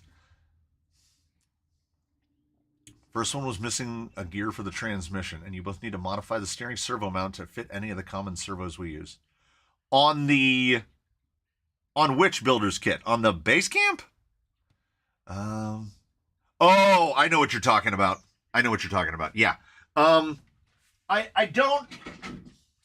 won't pull any punches from Axial for this one. So here is the chassis that you'll be getting. Mine is Zoku'd.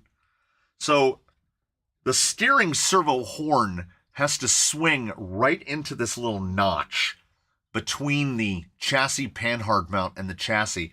And because you see this little notch, like they have to notch this thing out. The chassis is notched at the top too, in order to get the servo over far enough.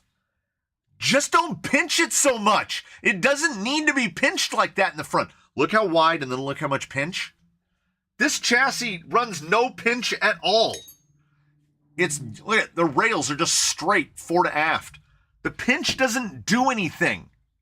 It doesn't stop the axles from hitting. They either do or they don't. You make the arch bigger. You don't make it narrower. Why complain about the VP optic? Not buying it is easy and the best statement. True. It's true. Speak with your wallet, as they say. It's just that I don't hate anything about it. Is there a Zoku base camp? Yeah.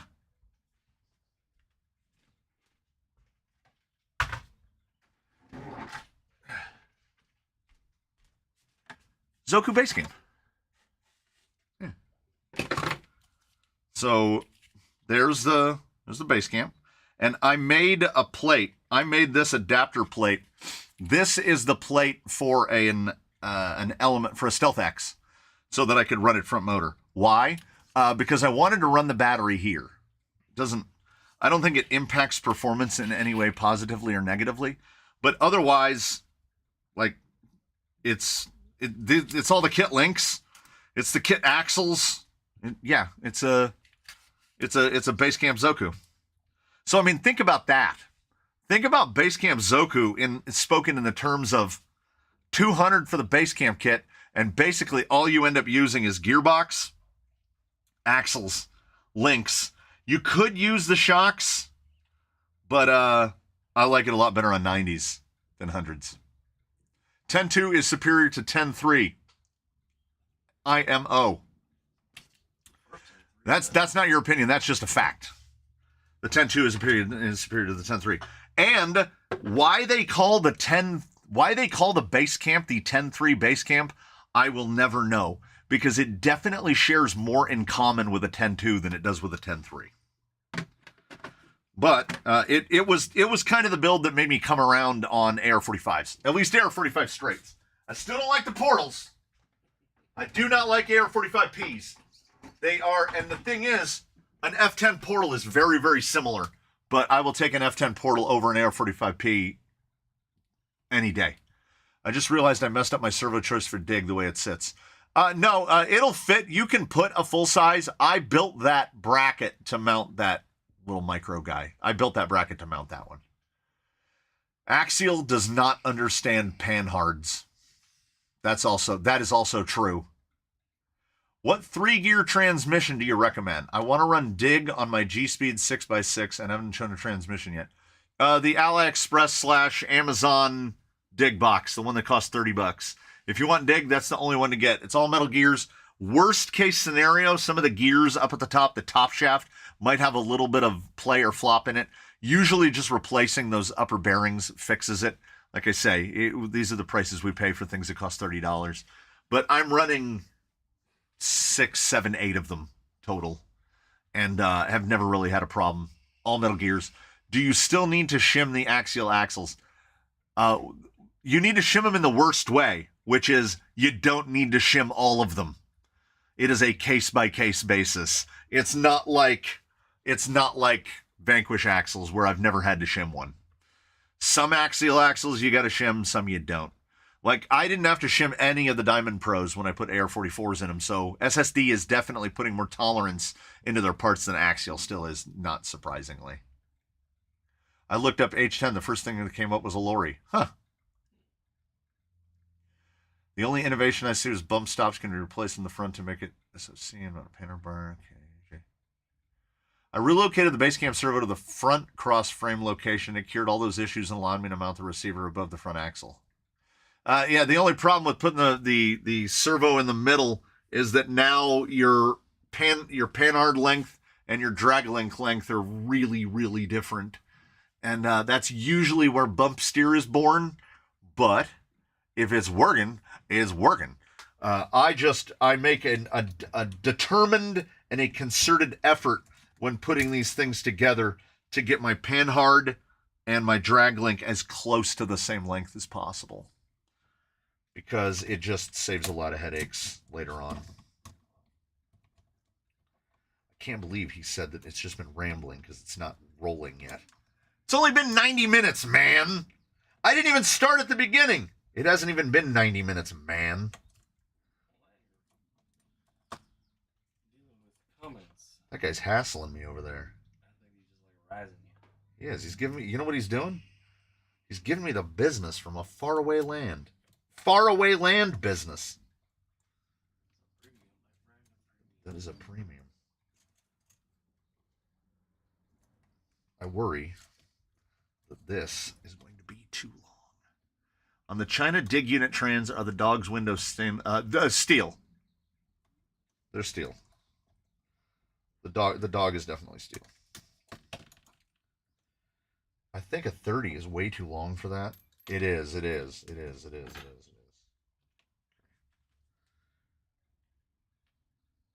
these won't work here.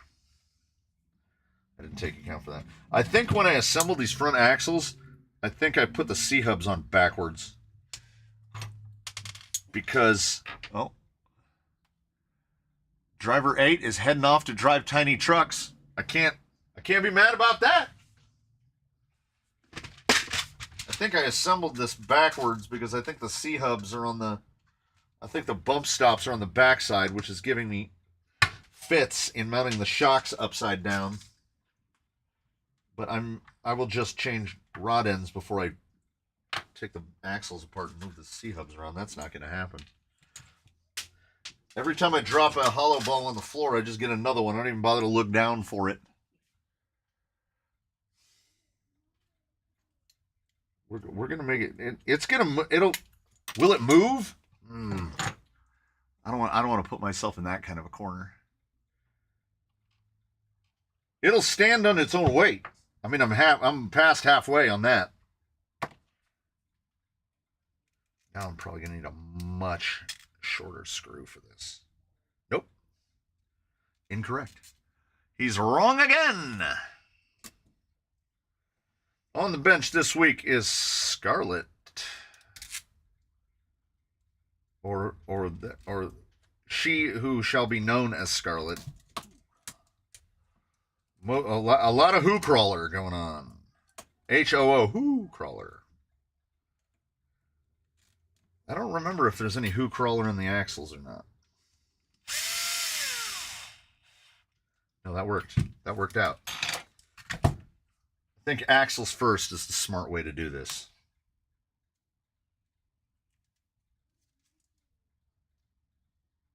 Yeah, that looks right. There's a channel called Waffle RC that is really good in terms of... That sounds familiar. I think I might have seen a video from that channel. I'm not going to say for sure because I can't remember anything ever.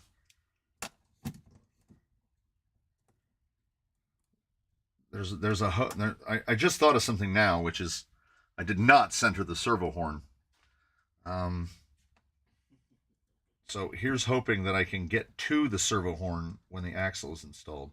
I should actually probably check that right now before the shocks are mounted to the shock towers, because then I can at least swing the axle out of the way. Yep, 25 is about 2 millimeters too long. I think I have like maybe 1 or 2 22s left. If it's the guy that's scratch building is like hand welding those those chassis out of like square stock, the ones that like his rigs weigh like 17 pounds, then yeah, I have seen that one. It's pretty wild. He's the guy that's out there that needs the Injora red inserts. Yeah, that's him. Complete homebrewed everything. I watched him build one, and that is wild, dude. I don't think I'm pretty much positive he doesn't have a rig under 10 pounds. Because I had seen some other videos from other channels where they do that thing where they weld the pieces and do the bends, but then they take a bandsaw and they cut the square stock in half and make C-channels out of it. And I thought that was what he was going to do, but he doesn't. Then he just makes another rail, and I'm like, oh my God. That is going to be very heavy.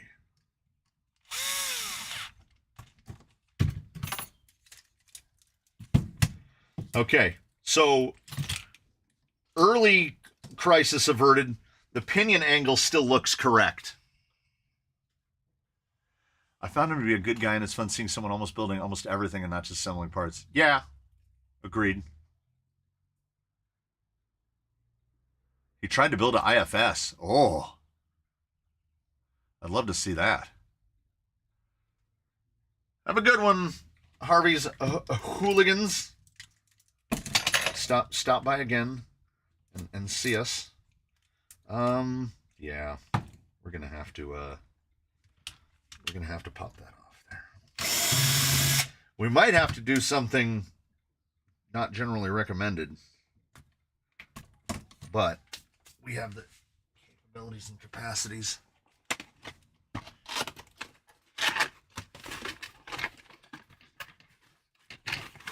Yeah, IFS is a whole different thing. Unless, well, okay, allow me to amend that. IFS is a whole different deal if you're doing it from scratch. If you're using pre-existing parts, then it's going to make things quite a bit easier. But it sounds like I have a lot of these. It sounds like that guy is doing all the work.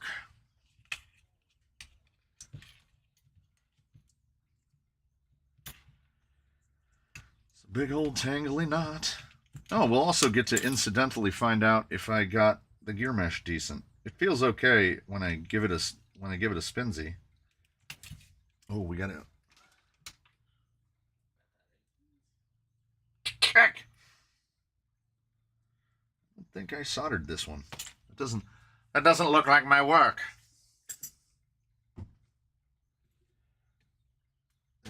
I keep remembering things that I've forgotten.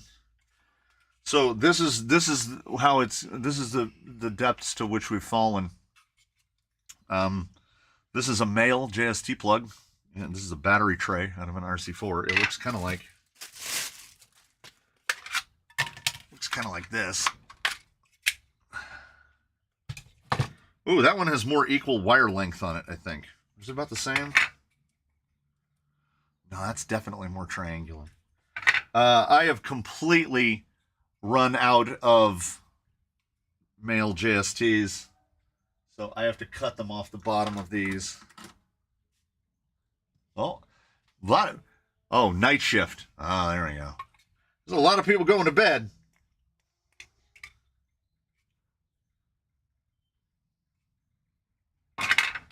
So this is where I get males now to run direct power servos. If you need a female JST plug, first of all, tell me what you need it for, because I have a bag with probably 60 of them in it. No idea what to do with any of them.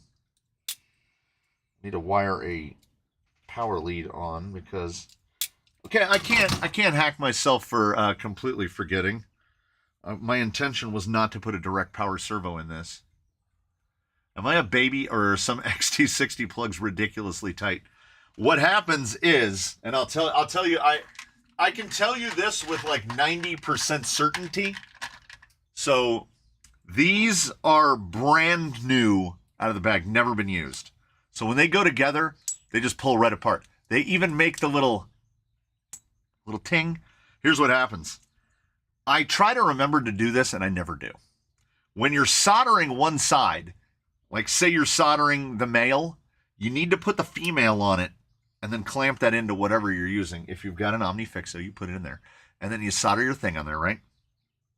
Because if you don't, if you get them nice and hot, the male pins can walk a little bit.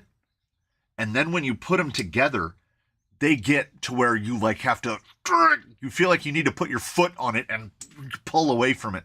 So yeah, I definitely know what you're talking about with XC60s becoming unbelievably tight. And if you're talking about like, you get the one that comes on something and it's super tight, same story. When they soldered it, these guys down at Hobby Wing did a great job. But there have been many that when they solder it, it is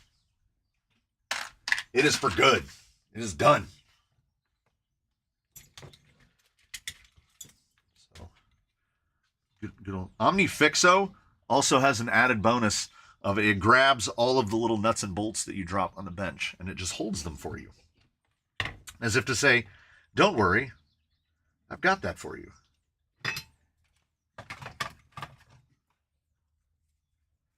Yeah, HVT03 T connectors, aka Dean's connectors, those have to be inserted into the other half. Otherwise, it's just done. They will melt and fall apart. I'm almost through. I can see the bottom. I'm almost through my pound of Kester, the 44. It only took 30 years to get through a pound of solder. Is the smoke coming up? Yeah, it is.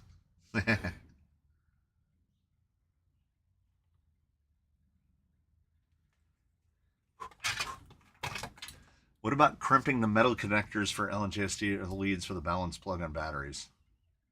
If you have to do it, then you owe it to yourself. SN01BM. This is a JST crimper for non-insulated terminals. It does JSTs and Futabas, and it's really the only way to do it like proper. But it is still not fun. It's still a screaming nightmare. When I have to use that tool, I hate it. I hate it. It works great, but I still hate it because I wish I had a pin out. I thought there was still one here that I had forgotten to put away. There is. Okay. When I say I hate it, it has nothing to do with the tool. I'll show you what it has everything to do with. Here is my hand. Here is a Futaba pen. It's a nightmare. It's the worst. It's the absolute worst thing. Like Bo Burnham has that bit about how I want to have a daughter because he can't get his hand to the bottom of the Pringles can. I need someone with tiny hands that can make JST and Futaba plugs for me. Because I loathe it. Tidy wiring with no splices is the goal. Yeah, then you got to do it. You got to do it. You get yourself a roll of 3 lead. You go to town. And you will question reality. by the time you're done. You'll be like, whose idea was this? And how do I express my frustrations about that, gentlemen? But it will look really good. Everybody's seen that guy that does those custom bent wires on the like circuit boards? And it looks crazy, and I'm like, no. That guy has the patience of a saint. I barely have the patience to poorly solder things together. By the way, if you've already mentioned it, congratulations on the 1,000 videos. Yeah, it snuck up on me. I would have planned to do like a thing, like something about it, be like, oh, welcome to the 1,000th video.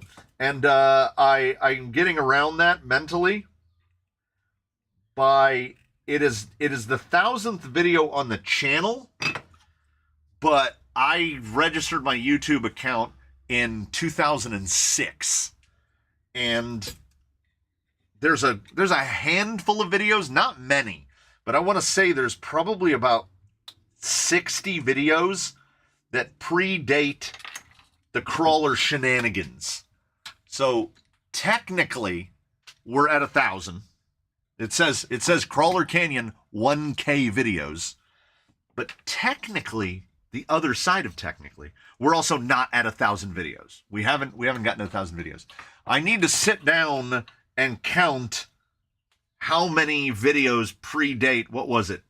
August 28th, 2021 was the first video with my voice in it, the first crawler content video of not just like there were a couple before that had crawlers in them. I gotta go and I gotta count them. This week I am company, so I should be sociable. Ugh. Who says? That means you're just conforming to societal norms and you're giving into the man. Sociable. Sociability sounds terrible. We're gonna power it up. It's not gonna move because it's not completely assembled, but we're gonna power it up. I happen to have a see, we can cut the AA thing apart because we don't need it. I don't need it. I was blowing my Google money ineffectively because I should be putting 18650s in this or buying these off of AliExpress and not ordering them off of Amazon. But you know what? You're over there and I'm over here and you can't stop me. So I'm going to waste my money however I want. What would you recommend for a shock spring combo for a TRX6 build? My TRX6 still to this day runs on desert lizards, and I have never seen any reason to change them. I like a desert lizard. I've been through your early videos looking for a shot of you talking to get a shot of your face. Came up with nothing. Yeah, you can look forever. You'll never find it. I've been using Deans since 1990. Yeah, we were all Deans, and then we were Traxxas plugs, and then we got to XT60s, XT90s, and if you've ever used XT60s, XT90s, you'll never go back to Deans. I never liked Deans because of the way the T-plug is. Trying to solder the one side of it I just don't like it. Like, why wouldn't you want to solder on this? You solder this side, and it has written right on the side. It says plus and minus. And the plugs all have a little boot, so you don't need to use heat shrink. You just snap the little boot on. And then, if you have rigs that go fast, you get yourself some XT90s, which have a little boot at the bottom that you snap on, so you don't need heat shrink. Once I went to XT60s, XT90s, everything else is gone. Or, if you're one of those weight weenie lunatics, you can get XT30s. Look how big they are. They're very small. I don't like them because this is why.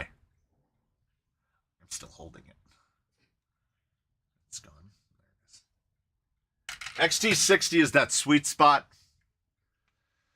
I did find a code. Oh, yeah, okay. If somebody really wants to dig, there is I'm building some part of the course in some video. and I think I walk through the frame like kind of diagonally like that. That's about as close as you're gonna get. There was one video where you can see his goatee beard in a reflection. That must be a while back because I've had a full beard for years now. I never realized they were that small. Yeah, the XT30 is like, I wish I had something to accurately show the. So there's a female and there's a male. Put it next to a AA battery. And then there's an XT60. And then, yeah, as was hollered out from behind me. And then for your XT30, there's a AA battery. XT30s, man, are so tiny. Ugh, EC5. Blah. Okay. Right? Okay. Well, no. IC5, EC5.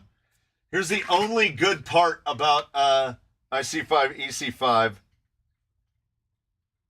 is that I can't even show it right here. Is that they'll fit into, this is a female. They'll fit, a male XT90 will fit into the IC5 because they just assembling them is I hate it so much. That's why I've run out of XT60s, is because I've been replacing all the IC5s on my big batteries with XT60s. New Deans have a boot. So no need to use it. Yeah, but the New Deans are also really expensive. And XT60s we stole from computers. They're from networking, like power supplies for servers and stuff. So you can buy 50 bags of them for like $10. Wait, you have a full beard? Yes. XT30 is perfect for 18 scale. Yeah, it is. I know there's plenty of guys that use XT30s on everything. Always only had Tamiya, so Tamiya plugs. Bought a big 2S 5500. You should have plugged that 2S 5500 into those Tamiyas and then given it some beans, because you can completely fuse Tamiya plugs just into one mass of plastic. I think the rating on the type of plug that a Tamiya plug is, the type of Molex connector that plug is rated for 3 amps. Is what this is rated for. So, Tamiya plugs. You're in really old vids in the distance. Yeah, like when I'm driving the lawn tractor. Yeah, I've been in those. The bad solder joint hiders. One of these days. Well, yeah, we'll get onto Mavericks again eventually. Nobody watches it, but, you know. We'll get there. Oh, battery. These things work a lot better without infinite resistance in the battery. Wireless batteries, we're still waiting. 3.9 volts is enough to make noises.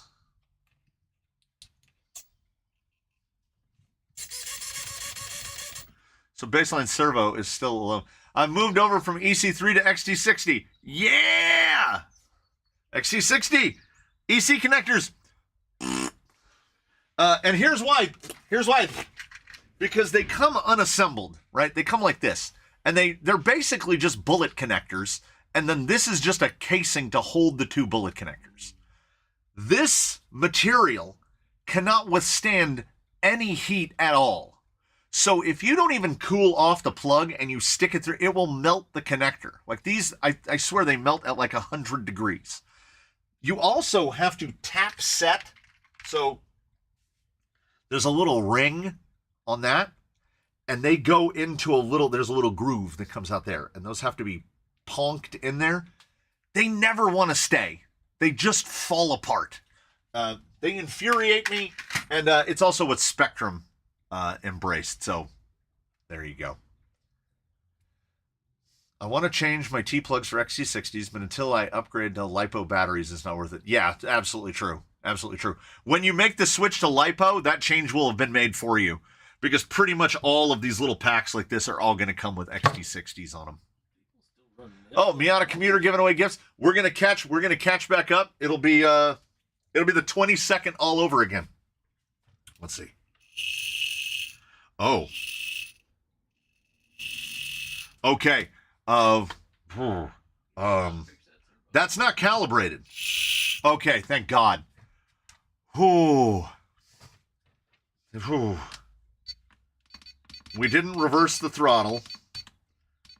We need to reverse that. We need to. I thought that was full speed. And I was like, the 1200 was a bad idea. Because that was like maybe 200 RPM. Blink.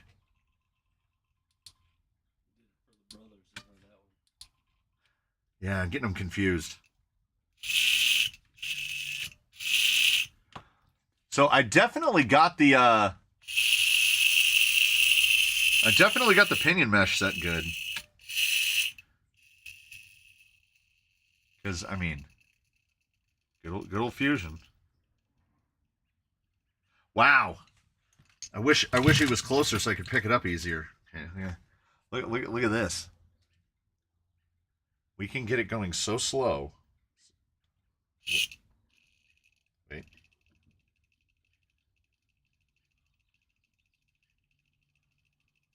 You can hear it going.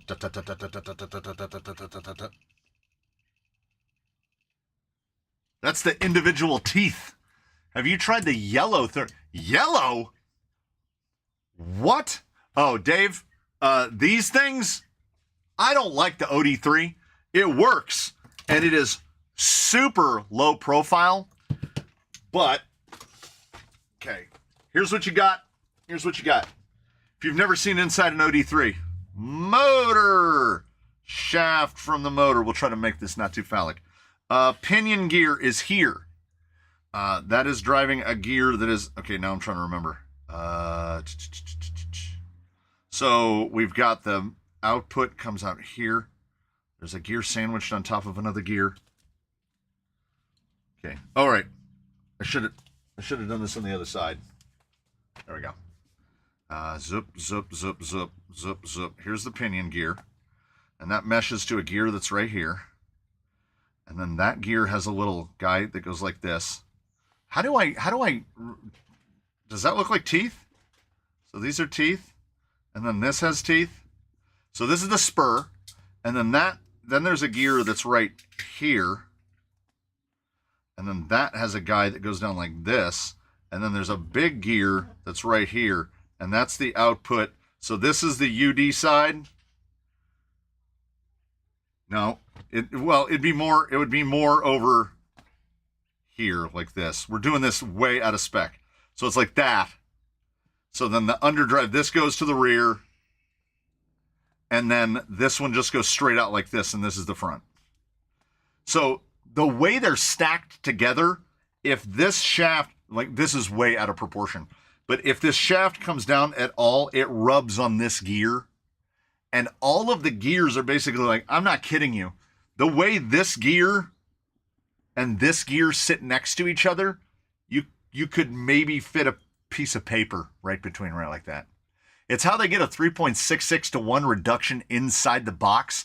Everything is crammed in there. And also this amount of noise, no load noise is the most noise you're going to get out of a gearbox. Once this is mounted in the rig and has drive shafts and everything on it, you won't hear that gear noise at all.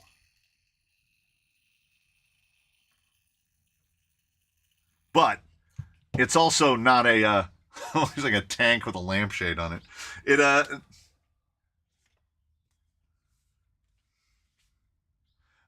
You're also not going to get, like, if you want quiet, they're right here in bags. I just showed one earlier. You just buy one of these. 42034, it's the quietest thing you're going to get. Period. They call it a stealth for a reason. Vanquish using the 1060. Everybody uses that 1060. I think I have one from everyone. The V, what do they call it? VE one? Is that the Vanquish one? There's the Axial version, the Dynamite version. Everybody has a 1060 or a 1040 or a 1060. Do we excuse Vanquish for it? Absolutely not. But we can't we can't rain down exclusively on Vanquish for this, because there's no excuse for any of them to still be selling us brushed, very low-end gear in their vehicles, when Hobbywing can clearly somehow manage to sell us this for $69.99 retail. So what does it cost them? Like pennies?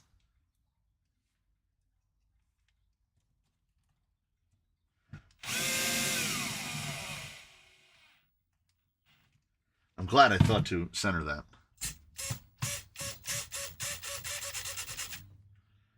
So I'm not saying that go out and do it right now, but if you take your Vanquisher so much better than everyone else, remember?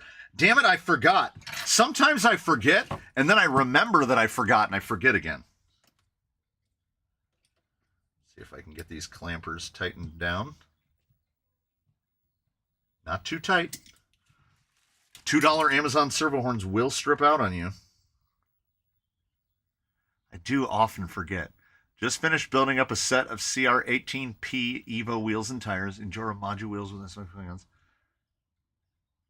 Yeah, I can't foresee Endura ever doing 1.9 S5 compound.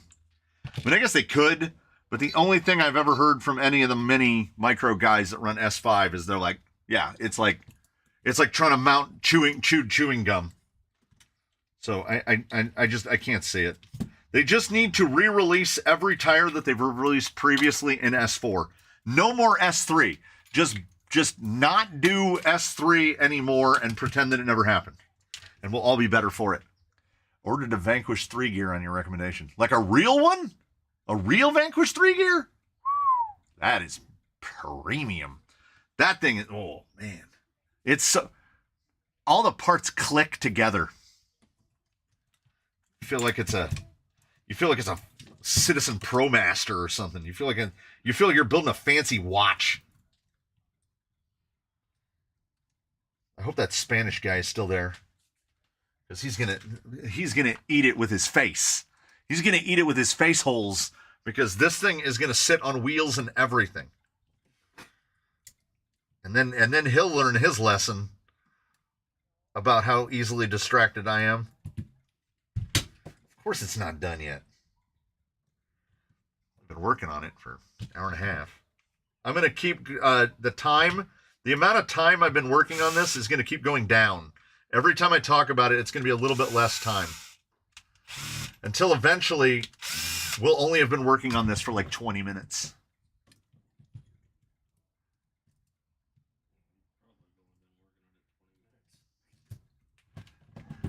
Lumpkin Mumpkin says, I wonder when someone is going to make a competitor to the Fusion. Here's the thing. Look at all of the things that have been cloned, knocked off, copied, interpreted, reimagined, what have you. What did Hobbywing do with FOC that there are nobody's doing this? The Spectrum is just rebadged this. And my theory on the Spectrum units is that they are all the stuff of an SE, but with the rotor out of a Pro. That's how they get the 2300. Because people have said that the Spectrum 2300 isn't as smooth. And it's my theory that that's why. It's an SE controller, because it even lists in its description that it's a 40 amp and the Pro is a 60 amp. So that Spectrum Firma 2300 2-in-1 is mind-boggling. It costs $10 more than a Fusion, but has the of a Pro, but has the same power as an SE, which costs half as much. Sounds like Spectrum. Vanquish 3 gear, $164. When it's sitting on wheels, we're gonna set the body on it. So, yes, and we're almost there. I won't even make you suffer through me fitting drive shafts to it. What do you think about that? I have the box right behind me, and I will fit drive shafts to it, but we'll fit drive shafts to it eventually. And we're going to break the rules again. because I've been really good this past week, and I've made content, and ordinarily the live stream rig gets its ghost ride on Sunday. But we're not going to do that because Saturday's video is already up. Sunday, Monday, Tuesday, Sunday, Monday, Tuesday. Though they're all already up. And because squirrel, because we haven't seen the body for this yet, I will show you the body. Okay. Did I see him in here? I don't know if I saw him in here. Did I see him in here? I might have seen him in here.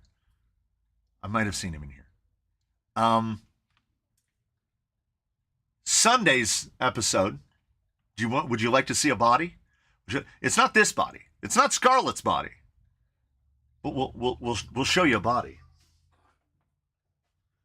Sunday's video. Here's Sunday's video.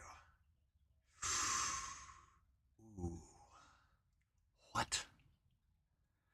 Somebody said do a fade. I didn't do one fade. I did two fades. I did two fades. There's 7 cans of paint on this. I used up a whole bunch of paint. Threw all the cans away when we're done. I talk about it a bunch in the video. You know how I feel about Proline, but they're onto something with this one. They're onto something with this. The tough color cliffhanger might be a Proline body that I would actually recommend. It's because it's not like the others. It's not. Yeah, these are like the rainbow, but these are just regular. I really like the look of these. Out in the sunlight, they look so good with that big chrome ring on there. I like these. I mean, they don't match, but I like them. They don't need to be too matchy-matchy. I lowered the body a little, dropped it down. Anyway, it's in the video. Well, you don't like copper? Look at that. Look at that fade. It looks like the sunset, baby. That's good. That looks good. And I definitely talk about it in the video on Sunday, but this is maybe my favorite paint job of the year because it was 1 hour all done from when I took the thing and dry fit it to the body to when I painted it. Just from start to finish was done in an hour. And it is done black on the inside and like, it's good. It's good. Will I do as good of a job on the body that's going on this? I don't know, probably not. I always wanted to see Scarlet's body, then I did. I wasn't that impressed. Oh, I see what you did there. I'm still waiting for a masterclass on painting bodies. I don't know. If you can find a masterclass on painting bodies, tell me what channel it's on because I barely know what I'm doing. Nothing that I stumble into could ever be misinterpreted as a masterclass.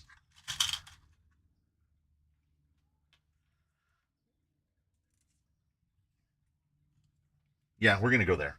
We're just guessing on shock mounting positions. We're also running out of black 3mm lock nuts. I wonder if Amazon has big bags of black 3mm lock nuts.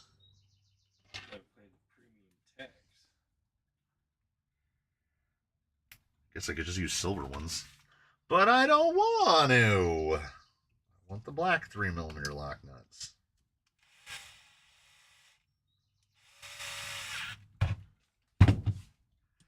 If you barely know what you're doing, then what the heck am I going to do when I paint a body? Here's the trick. Here's the trick. Make as little of a plan as possible. You know how they say a failure to plan is a plan to fail? I disagree. If you have no plan, then it's much easier to succeed. Because whatever you come out with will feel like a success. I don't think I'm trying to think of a body that I had a master plan when I started it. Here's why I need more lock nuts. This one is already screwed. Well, you can talk about when I tried to do a fade or whatever. It looked like it drove through a cake. I remember that. I remember that. I am well and truly running out of lock nuts, though. $17 paint and insurance on it. I can make paint run like a pro. I want to paint a $15 AliExpress body full purple. There's no way on this planet I can mess that up. Yeah. Eddie's body was almost incidental. Like I did have the idea, the Eddie Van Halen Stratocaster idea, but that idea was born out of I had those colors sitting here. How close is that? Reasonable. Swonka. I will be sugared. We've got a panhard length that is probably, it might be a millimeter too long. It might be a little over that way. I can double check. We'll get the ruler that has 0.5 millimeter increments on it. And we go chassis rail to the top of the kingpin, and we are 34 millimeters on the driver's and or left-hand side, whichever one you want to call it. And on this side, we are 35 millimeters. Is that right? Yeah. So, do I want to try to get a 0.5 millimeter of movement out of a panhard on a 4 millimeter rod that moves 0.7 millimeters per turn, not without it being a turnbuckle? This would be a lot easier if it was M3. But most importantly, what have we got? We've got the crinkle bendy boy here, because then we don't get strike on it doesn't hit the servo horn. It also doesn't hit the servo horn on full compression this way. That's good. What we do is we have the link striking the chassis, but the link is striking the chassis when we've got about, I'd say we have 3 millimeters. We're losing 3 millimeters of up travel on that side. So I might go a hole forward just to get to where the shock bottoms out. Feels a lot better in the rear than the front.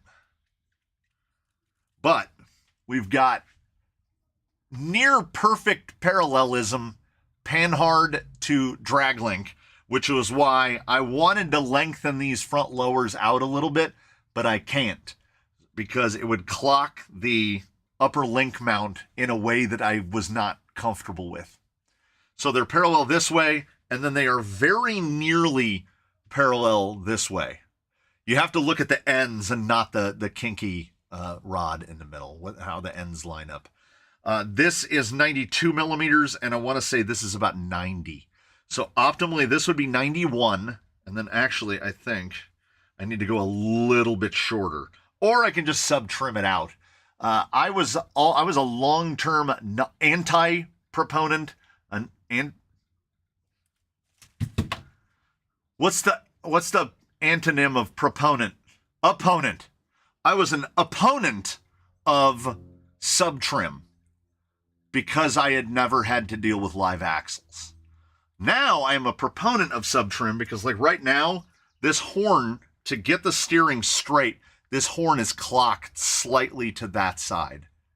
So that's fine. I will allow that to happen because I want to keep this link longer because it will minimize bump steer and axle swing. Hopefully tomorrow I will want my new cage shoes. But oh yes, the copper cage. I'm just hoping that front isn't too soft. I don't know. It feels pretty good. Now we got to slap a bunch of weight onto it. So this skid is not specifically designed for this gearbox. So it's our old buddy. It's 10 millimeter Delrin. And I already knew the whole spacing for the gearbox. This thing fits so tight. I hope it'll actually drop in. No, it doesn't. I did this on purpose, and I'm not kidding. I know that sounds like a pre-cover. I'm looking for a Ford Ranger body. I guess they're rare. Doesn't Proline make a Ford Ranger? I know that truck. I ain't no stranger. I'm pretty sure Proline makes a Ranger. So we have to loosen this up ever so slightly because this won't fit otherwise. Then we got to kind of shimmy it open. This will drop. Nope, not loose enough.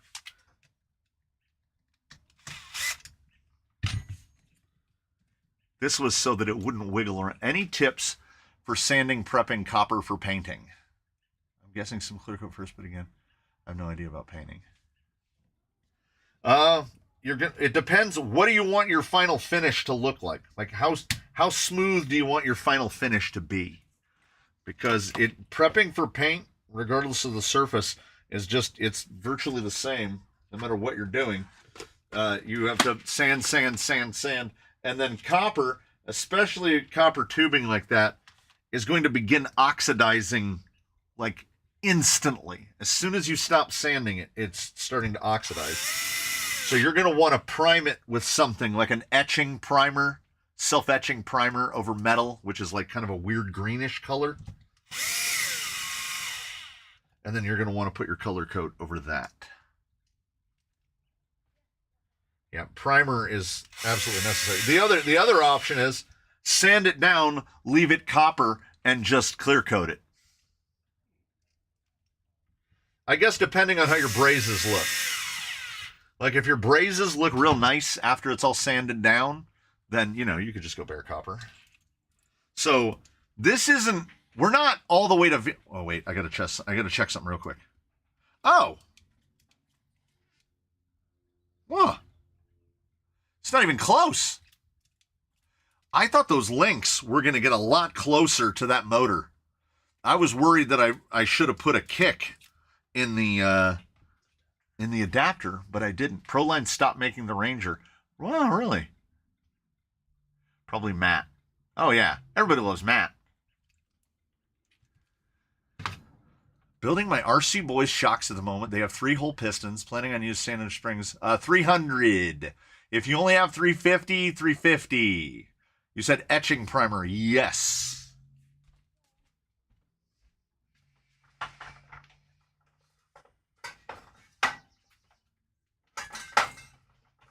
I'm over here digging to see if I have a can of it still. I think I've used the last of my self-etching primer. Yeah, I'm out of self-etching primer. It says on the outside of the can. Wait, hold on. That missed. It didn't hit me. On the outside of the can, it says self-etching primer. That's the one you want to use. The one that says self-etching primer. For y'all running scale hardware, how do you install said scale hardware? I feel like these Ingenuity tools can't bottom the screws out all the way before they hit the wheel bead lock ring. Do you have a device in here? We were just talking about this. Okay, here's the beauty. Here's the beauty of scale hardware. So the ones that you're having problems with are the little boys, the 2 millimeters that go into your bead lock ring. I just had to build up the set of wheels that are going on this, so I just went through this. What you're going to do is you're going to dig around in your bin of screws, and you're going to try to find something like, it doesn't have to be this screw exactly, but this screw right here came with a set of bead locks. I don't remember which ones. It is smaller around on the outside than an Injora tool, but because it uses a 2 millimeter hex to drive it, you go like that. And then because it is not an Injora tool, the head of it fits perfectly right into the recess in a bead lock ring. I call these disposable hardware. And when you're done using it, and you can use it one of two ways. you can put it in a pin vise like this. This is an Injora tool in a pin vise, but you would just clamp that screw in a pin vise, or you put it in your drill, and then when you use, I use a screw to assemble another screw. And then when this guy starts to wear out, you throw it in the trash can, and then you get another one. You can also, in a pinch, you can get screws like that, anything that uses a 2mm hex, and you can just take a file and file the outside down so it fits in, or just put a bevel on it so it fits in. Make your own tools. And screws are cheap and plentiful, and then when they wear down even just a little bit, throw them away. Does the Stealth X XF fit the standard axial skid mounting holes? The Stealth X does. The Stealth XF has its very own skid, because the Stealth XF is a whole different gearbox. If you look at a Stealth XF from the bottom, notice there's nothing there. The Stealth XF chassis plate is the entire bottom of the gearbox, the way it's built. So the XF is the XF. That's why you don't see a lot of XF going around. It only fits with its own skid. So like, there's no like kicked skid option for an XF because it's not a thing. Yeah, it's the only way, because you are absolutely right. This tool, but the smaller one that drives the 2s, it will not fit into the recesses of a beadlock ring, and it is very frustrating. You telling me for 40 years? Ain't no way. Oh, what? No way. I love that guy. I think my favorite one has to be the air between the two buckets to push the buckets apart. He was like, you could hear how mad he was that it actually worked. I felt that. All right. So we need to keep it off the ground. So we're not going to put drive shafts on it at the moment. We'll see. We might get to drive shafts. We'll see. We'll just tuck some wires out of the way. We're also not going to put the ornithopters on it yet. Like the knives of death. It's so weird. I feel like they're going to have to be cut. These are crazy. I feel like they're going to have to be cut. What? No way. So we definitely made a decision here in which I took the body, which is right over there, and I held up tires next to it, and then I picked what I thought looked good. Why are the sliders tilted? If you can find an answer to that, let me know. I have no idea why they look like that. Is there every possibility under the sun that I will just end up making this piece out of Delrin so that I can mount flat, so that I can literally just mount these flat and cut them to fit the body? The chances of that are very high. I don't know why. Like, look at this weirdness. It's so weird. It's so weird. I don't know why they're like that. Oh, hold on. There's other pieces in here. It gets better. It gets better.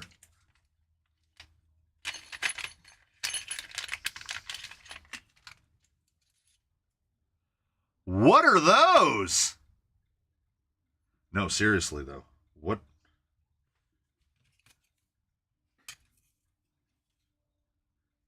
What? What? This just... It makes less sense now. What is that? Why? What are these? Why is that? They line up perfectly with these holes on the sliders. What? Is it like to stop a battery from sliding? I hadn't seen those. I do like the sound. Wait. Better. I like that sound. I have questions. Is that kit for something other than a crawler? No. No. Those don't go over 2200 kV. It might gain altitude. Hey, I made sure to. It's got a 1200 in it. The sliders are a knockoff of the G-Speed G-Shot sliders to cut the Power Wagon sharp. Oh, breakover. Yeah, okay. Yeah, so they're cutting it. So they're cutting the body up to that line. Okay. Yeah, I don't like that. No. I will convert it. I will convert these to probably flat. But then what is this part? What is this part? Sliders look confusing, but then again, does it snow over the ocean? Yeah, it totally snows over the ocean. Is that the Who Crawler? Yes. Yes, this is the Who Crawler. Oh, so these are Scarlet's wheels. These are the scale hardware I just put in this morning. Champs. We're going with Champs. Because when I held up the body to it, I like the look of it. And literally no other reason. I had a number of choices available to me in what is not being used in the Canyon at the time. Could that be for a rear cab body post? The front body mount is still over here in a bag. That's not it. And it's pretty clever. I'm hoping to be able to use it if I can find it. I might have lost it along with... No, here it is. So they do the front body mount. Now I got to take it out of the thing. You didn't get the rest of the spoiler? Yeah, I didn't get the middle part. I only got the ends.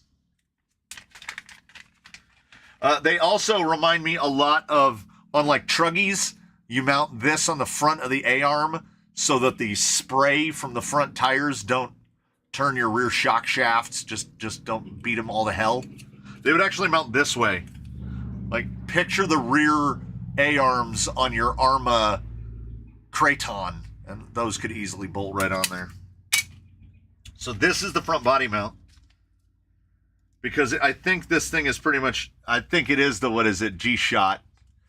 Because I believe they mentioned directly a Power Wagon. So it comes with a nice thumb nut, if we can focus on the thumb nut, little thumb nut.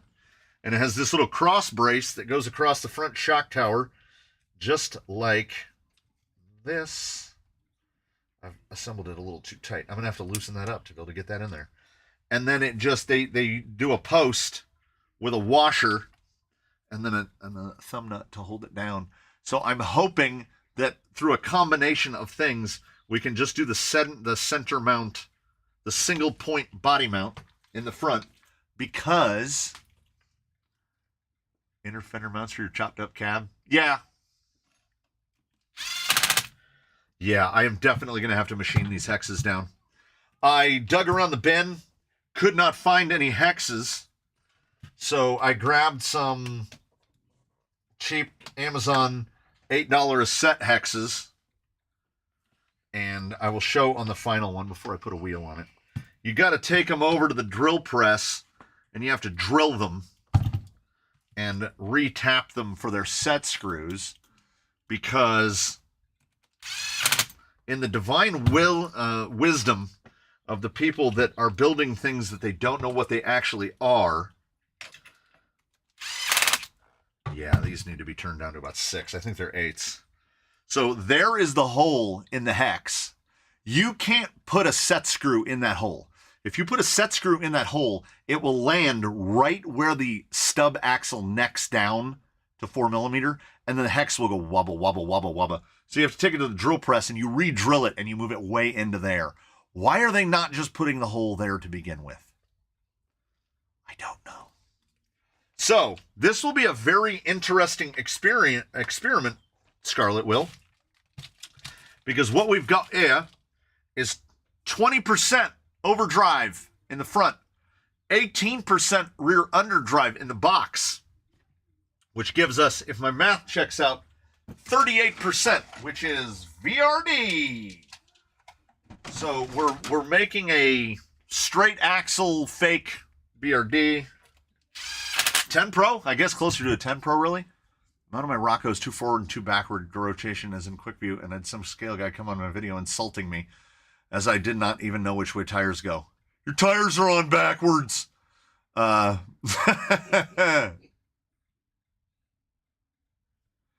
Yeah, big OD. We're gonna try big OD. So there you go. Inside of these, I saw him in there, right? I saw the gentleman from Belgium. I saw him in there. He sent me Revolt RC. Sent me some inserts for canyon trails, specifically made for canyon trails. So the first thing I did immediately was not put them in canyon trails. Finger guns.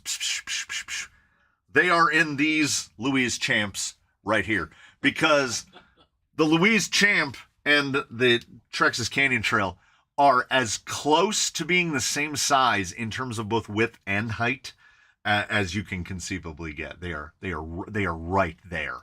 So we're trying them in here because I needed a good insert for a Deep Woods / Champ. Softs, super softs. Oh, HVO203. I don't like big OD. Just watching the front tires spin faster than the rears makes me not want to look at the wheels. When I switched Zoidberg from his Dig gearbox to a two-low, because I realized that Dig and four-wheel steer don't belong together, because you will use one or you will use the other. I never found myself in an instance that four-wheel steer wouldn't do it, so I needed Dig, or Dig wouldn't do it, so I needed four-wheel steer. It's one or the other. So there's really no point. That's a personal opinion. So we were taking the Dig box out to use in another rig and putting a two-low in him. And the two-low has 30% rear underdrive in it, and I thought that'll be perfect for him. And I forgot that he has the wild portal gears in his front axle, which are 36% front overdrive. So I drove him out on the course with 66% rear underdrive, and it looked like the rear axle was broken. Like it was barely, the front wheels were making 3 revolutions for every 2 revolutions of the rear wheels. It looked wrong. His rear tires left no tread on the ground. They just left scuff marks on the ground, like how you use the birch branches to cover your trail so they can't track you through the Old West. That's what Zoidberg was doing. So I had to pull the wild gears out and put just stock gears in his front axle. And I think the wild gears are still in a bin. I haven't found anybody that needs 36% front overdrive. Dig on 2.2 ruptures doesn't sound healthy to me. Yeah. It's really hard for the fronts to pull the rears around because there's so much grip. Yeah, I think the rupture is much more of a four-wheel steer tire than it is a Dig tire. Although, pretty good on Dig. I'm working on a sporty build with F9 axles, 30% OD, paired with a fake two-low and another 30%. Yeah, 60%. Yeah, the 60%. I wish I had videoed Zoidberg on 66%. Because it looks deeply, deeply wrong. And it actually worked. He could actually climb rocks, but there were definitely certain spots that you would get to and go, oh, it's not working anymore. It's not working anymore at all. So here's what we're going to do. I am going to pick this gal up here as soon as I find some screws. There we go. I'm going to pick this gal up here, and we're going to set a body down on top of it, but I'm not going to let you see it happen because, the joy is in the mystery, is it not? It's in finding out together. Oh, that looks pretty sick. I wish you could see it. Man, wish you could see it. Can you revisit the US sticky? Oh, the USD sticky, the Kryptonites? Kryptonite Customs USD stickies? I need to find something to put those on, but it's going to have to be really big. It's going to have to be really big. Oh, yeah. Yep. I'm pretty okay with it so far. I wish you guys could see what this thing looked like. It's pretty good. Oh, man. The front axle is... We might have to build an adapter. The body is about... Honestly, the body is about 10 millimeters too far forward. Do I just cut the fender? I don't know. I don't know. I don't know. The body is just slightly too far forward. It's just too far forward. I can't push the front axle further forward because we've got good front end geometry. And you might say, oh, well, okay, I mean, I get adapter, I guess is the way to do it. I guess, oh, plates. I can just build some plates and extend it out the back and slide it out backwards. Okay. You all figured it out for me. You figured it out for me. So, this was because someone in a comment somewhere had said that the MST J45C cage fits right on the super economy AliExpress $17 FJ40, and it does. It really does. The quality of the $17 FJ40, here's the problem. This back lip right here is was it 0.1 millimeter? It was 0.01 inches. It is 1/100th of an inch thick. So I had to make a big plate out of ABS to plate them together. But, wait, you ready? So the body, I got excited. I didn't do nothing. It just fits. The problem is the Who Crawler rails, the spacing is such that we are bolted to the very rear. It's at the very rear of the rails. And like, it's not one of those annoying hinges. Like this hinge is all the way open. This body needs to be about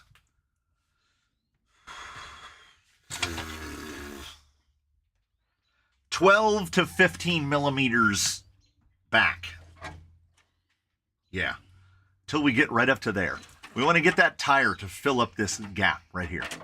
So I'm just going to have to fabricate two, basically, tabs that come back. Yeah. I'm going to just make two tabs that come off of here. I'll make a little spacer that goes in here, two tabs that come back, and then those will mount to that tab. Just two little pieces of aluminum mounted to a block of Delrin in order so that we can flip the body open. Yeah, it also, to me, it looks like it's, well, we can do this.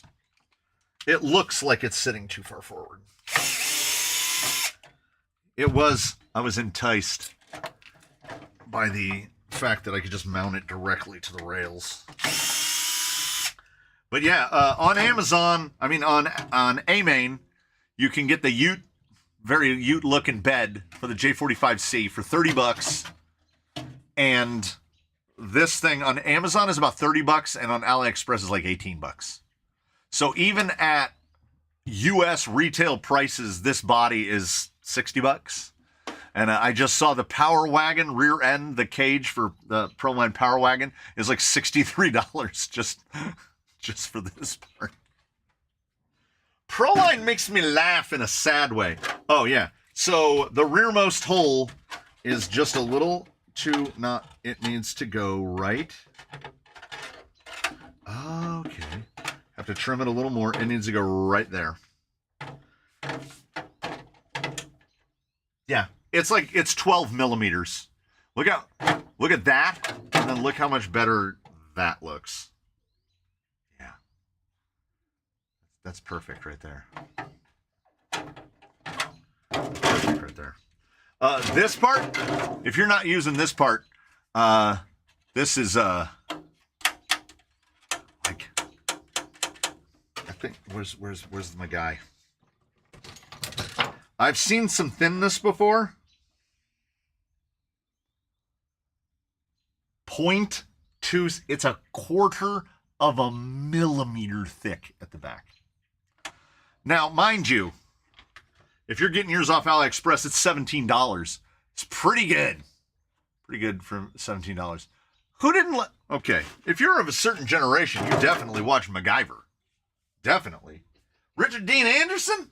Come on. You know how they talk about, oh, Harrison Ford was both Han Solo and Indiana Jones. That's pretty good. Richard Dean Anderson was MacGyver and the Colonel from Stargate. He's the TV Harrison Ford. Like, oh man, MacGyver. And not the reboot of MacGyver, the real MacGyver. Richard Dean Anderson MacGyver. Can't reboot MacGyver. You know what? I got time. I can put a drive shaft on here. And anybody that tries to stop me, it's too late. It's too late. You can't stop me. Hope these fit. I've got cut to lengths, but I'm definitely learning over time. You don't go to the cut to length.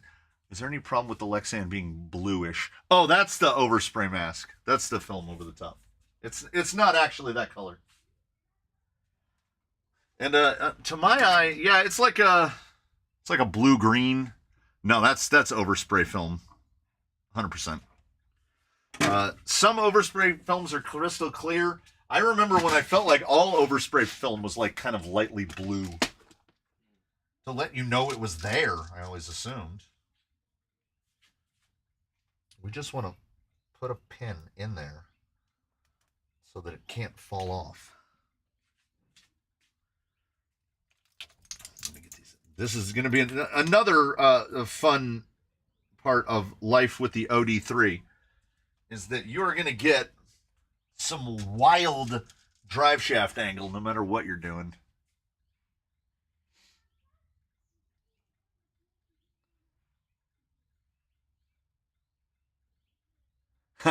MacGruber. I do support MacGruber. I like that he just usually monologues until the bomb explodes. Yeah, yes, it is 1/4 millimeter with the overspray film on it.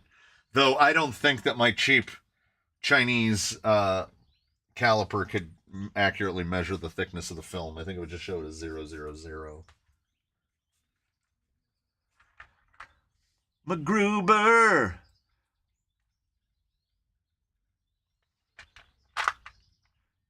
Just clear that thing. Okay, we're gonna have one of those. No, they're both gonna be pretty short. MacGruber. Now the MacGruber. Now you got MacGruber in my head. Will Forte as MacGruber. Okay, longer than I thought. RC Crawling Addict has never seen MacGruber. Oh, man. It'd be all over on YouTube. It started off as a Saturday Night Live sketch. So you should be able to find plenty of MacGruber. That looks too long. But it's not. Might be able to get away with this. Nope, that's too long. This is what this is what building Lynx looks like, only worse. Because you have to do it 50 times. I bought one of those shells and the protective film was on the inside. That's awesome. I bought my RC Crawling Addict. My J-Concept cab is just as thin as that one Power Wagon. Yeah, my Power Wagon that's on Toothless, the back wall of it is paper thin. I don't know if it was just that batch of bodies as they came through. I don't know what contributes to that. Because I have a number of creeps and none of them have that super paper thinness to them.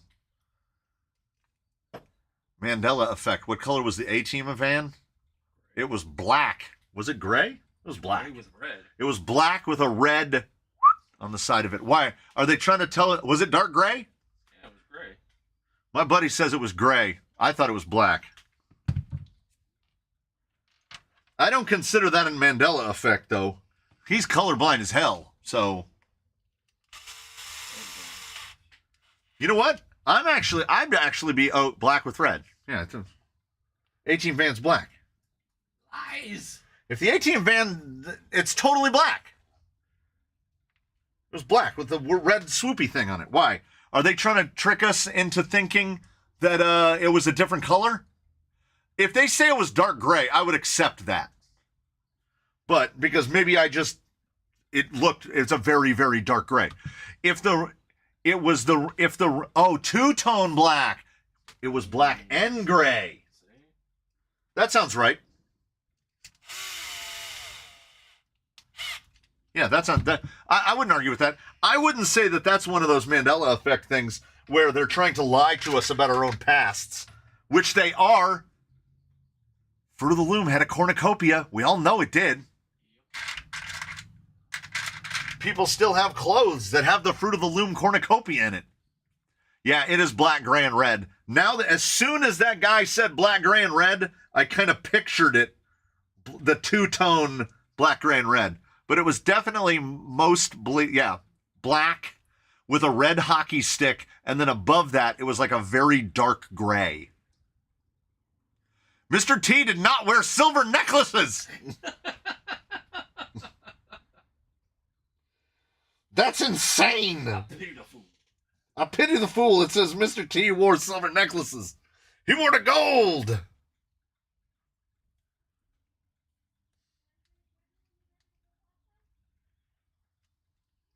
Oh, that's not copacetic. You know what it will do? It'll make it move. It'll make it move. TV quality was so terrible back then. I always thought the whole thing was black. That sounds right.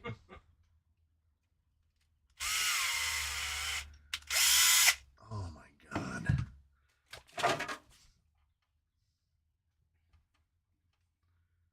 First off, that drive shaft angle is fun. F-U-N. But this thing's going to sit down so low. Yeah. I was hoping to be able to use Vanquish. I've gotten a softness for the Vanquish middles. I'm probably just going to go to Element middles because digging through the bins, I think it's what I have the most of. I don't even like Milk Sucker. And you couldn't get him on a plane. Oh, who was there with you? The guy that buys a bunch of rigs. He's building that Phoenix straight axle. Zorana is his. Diablo. GFO. Yeah, that guy. I ain't getting on no plane, fool. I had a black and white TV, so IDK. Yeah, on a black and white TV, the 18 van was just black. With a gray stripe, presumably, with a gray hockey stick on it. Okay, it's not going to fall apart. Yes, it is.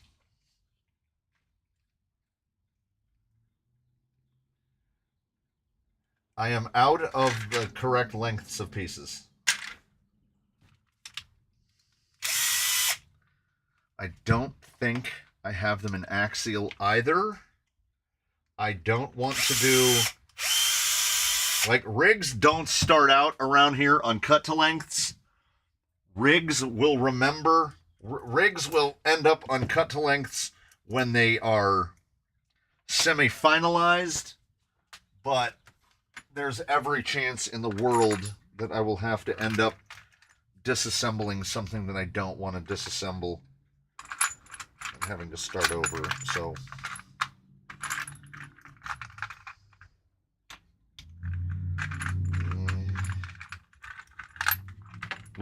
We could do a full cobbler, I guess. Just have whatever. Have you seen my message? That's the exact same body I want for the rig that has the copper cage. So please don't paint it purple. No, it is not going to be purple. It's going to be olive drab. It's going to be military color. It's got G.I. Joe. Knowing is indeed half the battle. At the very least, half the battle.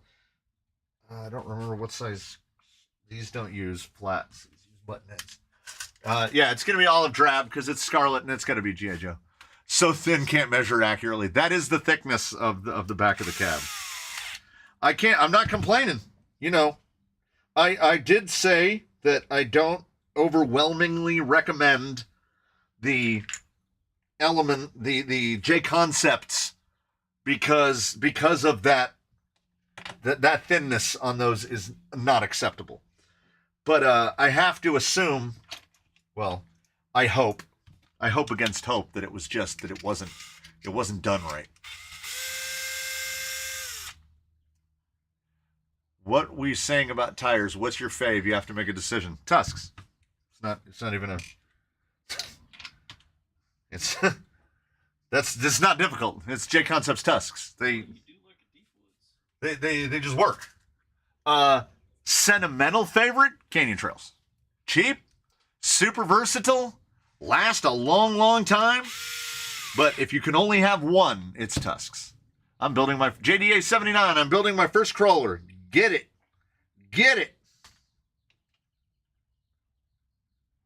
Built, not bought. That's JDA 79 if he's got tools. Oh, sure. Okay. Element. Got to get a little bit of flavor on there. They did have a do. Olive drab is not a Toyota color.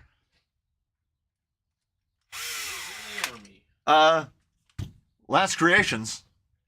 I don't want to be the one to bring this up, but I guess I'll have to. I'll get real close to the microphone. G.I. Joe wasn't real. Can paint this whatever color we want, baby.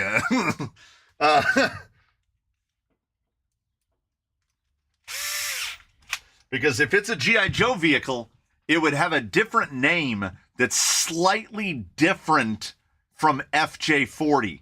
This will be the GI 50 is what they would call it, and it would have like GI Joe emblems all over it. All carbon rail WPL. Built, not bought. Yep. Well, built and bought technically. We had to buy all the stuff. I didn't have to buy the chassis kit. I could have made rails, but for the purposes of this build, there was nothing I was specifically doing that I thought to myself, oh, there's something, IIT's restored many FJ40s. But here's the thing. There are some people that will get, like, they take it real serious if stuff doesn't follow the legit deal.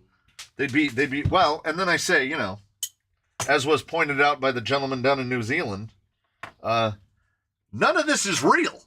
We can do whatever we want. There are no rules. Now, do I have the correct lengths to make an element drive shaft to fit this? Yeah, just think how much the paint would cost to color match. Color matching is a misnomer. It doesn't exist. That's an axial shaft in the element box. That doesn't help. There we go. I think we got it.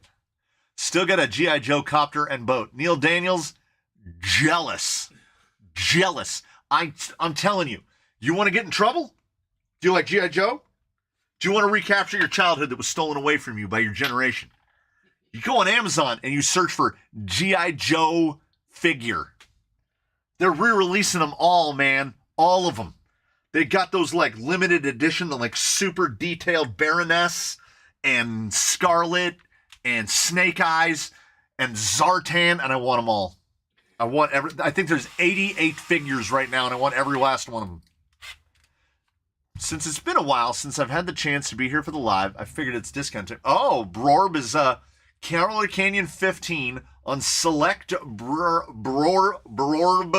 Hey, Brorb is Brorb backwards. Brorb RC inserts. I did mention that, if the rear outdrives the front, what can be the cause of that? Oh, he mentioned this to me before. Second, what can be done about it? Erwin postulated, apparently in the 404 chat, this question has been going around about if you're getting that issue where, let me get her front drive shaft slapped on so she doesn't try to fall apart. Did I guess that one? Nope. That's okay. Wait. Yeah, that's what I meant to do the whole time. That was a test. If the rear outdrives the front, when you are ascending, even when you have underdrive, what is the cause of that? Was the basic question. And I think I might be able to, if I have something operable, I might be able to. We are gonna put a properly beat drive shaft on here because we just need something to go. Cobra has better characters than the Joes. You're not wrong. And they all look cooler. They all want to make you fight for the bad guys.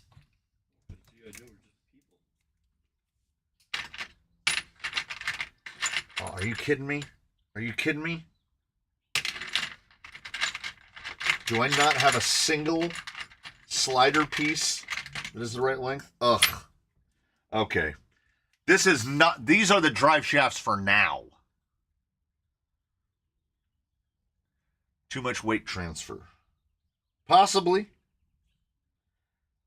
My answer was going to be geometry, is most of it. Anti-squat can come and bite you. And I think that's most likely what's happening. Because if you're running an appreciable amount of torque split between front and rear, say 12% or more, you shouldn't experience many, if any, it's got a stupid E-clip on it. You shouldn't be experiencing many, if any, of those instances where the rear is trying to outdrive the front. Now, I would hope that the posers of that question would recognize when it's excessive weight transfer. I can't get this E-clip off. I don't think I've taken this E-clip off. I need to lean her against something.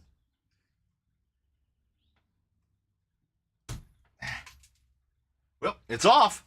It's gone, but it's off. I just heard it clattering around on the way down. Star Wars is the same. The Sith aesthetic is so much cooler, but we don't want to root for them. If you didn't root for Darth Maul, who cares if he's a bad guy? We don't even need to know his backstory. He was just cooler, and they did him dirty. Anybody who thinks they didn't do Darth Maul dirty is just wrong. Roscoe P. Coltrane was more interesting than Bo Duke. Yeah, I think I had mentioned that I took screenwriting. I took screenwriting 1 and 2 in college as part of getting a degree. We had long discussions about not specifically the character, not specifically good and evil, but how when developing a character, it's very difficult to make an understandable good guy, because it always comes back down to Superman, right? So Superman was supposed to be this analogy for the better side of humanity, despite the fact that he wasn't human, because there was no reason for Superman to be good. It's far easier to be bad, which is why we tend to find villains to be more interesting or intriguing, is because when you see a good guy that is all powerful and does good things, you go, but why? Like, the bad guy always has an end that he's trying to get to. Universal domination. He's trying to get to something. But the good guy, there's always that point of where you're trying to explain why the good guy does good things. Because, I mean, this goes way too far into the philosophy of what is good. Like, what defines good behavior? They're going by. Secret chat. Question. I run a 1200 in a Pro, but should I get a 2300? I mean, no.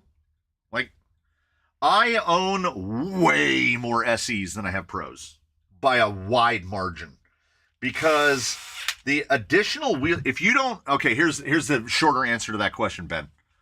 If you feel like there's moments where you don't have enough wheel speed at the top end, self-righting, getting yourself out of trouble, something like that, more KV can help. But if you don't feel like you're wanting for drag brake, initial smoothness, the granularity of the control, if all of that feels fine, then there's absolutely no reason to replace that 1200 with a 2300. The 2300 is like the end all. Like I tell people, if you're only going to, like if this was going to be the only rig that I had, I would put a 2300 Pro in it. It's just nice. It has a more powerful BEC. The low end control is even better. It has a more powerful ESC in it, 50% more powerful. There's a lot going for it, but it costs a lot more. And in most of our instances, we don't need all that extra stuff. It's quality of life stuff. Would I love to put DraveTechs on here? Sure. Does it need them? Not at all. So you got to ask yourself, like, that $150 that you'd be spending to get a 2300, to get a Pro, what could you better spend that $130 on? Another set of tires, some more wheels. Like, there's a lot of things, some DraveTechs, some, there's a lot of other quality of life improvements that could be made for that $150. I am going to get back to the weight transfer on climbing, causing too much weight to the back. The weight transfer is probably the biggest part of it, because I think that the link mount positions and the link geometry determine a lot of that. So link separation at the rear is going to help, because it's going to help slow that weight transfer, or it's going to mitigate that weight transfer. So it's little stuff. If you have multiple mounting positions, try raising the upper point of the rear upper links, and that should help. The twins have much more split in the rear. Like, see, in the front, they basically mount on the same plane. So they're both, that's the upper link and that's the lower link. But in the rear, there's the lower link and the upper link is mounted all the way up here. So we've only got about 14 millimeters of separation or so, but it makes a huge difference. These are also, the VS410 is not a long travel chassis, so they have to make a lot more with it so that they're not throwing all the weight to the back. But link separation, I tend to trend to overcompensating. I tend to put more link separation than others would. I want to say Ghost Rover has something like 35 millimeters of link separation at the chassis end. And it's for that exact thing, to stop that weight transfer. And the more nose weight you have, the more transfer you're going to get on climbs, because that means that the rear is much more unloaded at a neutral state. So you're going to want even more link separation. Then you could get into that discussion of underdrive, overdrive cancels out anti-squat. I don't think it does, because you can't cancel out geometry. The geometry is there, because saying that underdrive, overdrive cancels out anti-squat, say we're in this position, say we're climbing and we're loaded off onto that wheel like that. When I let off the throttle, now the underdrive and overdrive are not at play anymore. Now it's just the geometry. So it's the geometry that's holding me on the rock. Now, when I go to take off, if everything goes to hell, then yeah, it's the underdrive, overdrive overwhelming the geometry. But the geometry is always there. The underdrive, overdrive is only there when you're under power. So suspension tuning is the first place to start. And when you're moving the link positions, you're almost always going to have to change the shock springing, because they're either going to act too soft or too firm. Let's see. You missed everything. Now it's a rig and not just some parts. He admits it. Marvel for the heroes, DC for the villains. I kind of agree with that as well. Looks like an FJ40. You're correct. It's an FJ40 Ute. We can call it a Ute, right? Does that classify as a Ute? Qualify as a Ute? Cheap AliExpress front, MST rear. It's kind of heavy, which is why we're sitting at like a super rake. But when this goes on and this is bolted down, it's not going to sit at the super rake anymore. It's going to sit just perfectly flat. So I think the drive shaft. Oh, what am I doing? What am I even doing? We can make it move. We can make it move. It'll move in one day. Can you? Would you have thought that you'd think such a thing? Yeah, this Zobazu will be related-ish. 0 parts in common. Well, that's not true. These would have been his shocks. All right. Okay. Oh, you know what I need? Battery strap. Battery strap. Let's put a Vanquish one on it so it looks fancy. If I can find, there we go. That's an easy way, like.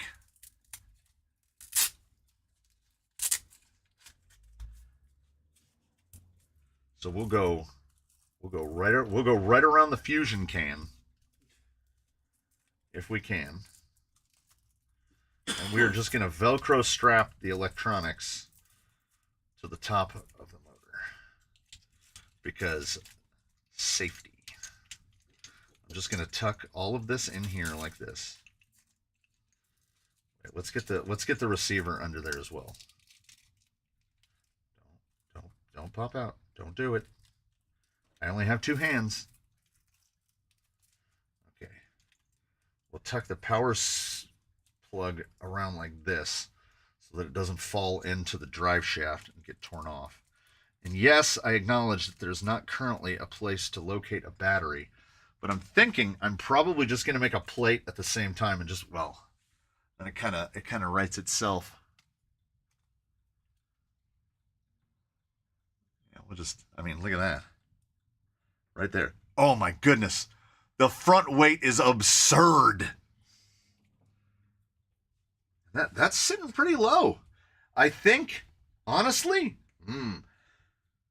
we'll probably, when it's cobbled again enough for Wednesday Ghost Ride, we'll run it mostly like this. I'll make a little tray, and then I'll grab one of my battery trays. I think I might have used them all up. I will bend another one of my servo and axle battery trays, which I just kind of use everywhere, and I'll just stick it down onto here and put the little battery in it. Oh, yeah. Well, I would like to get that installed if possible, but I want to make it move. Hey, I actually turned this off. It hasn't been on the whole time. Does the fancy strap poke his little finger out when drinking from a cup? That is a Vanquish strap, so it probably does.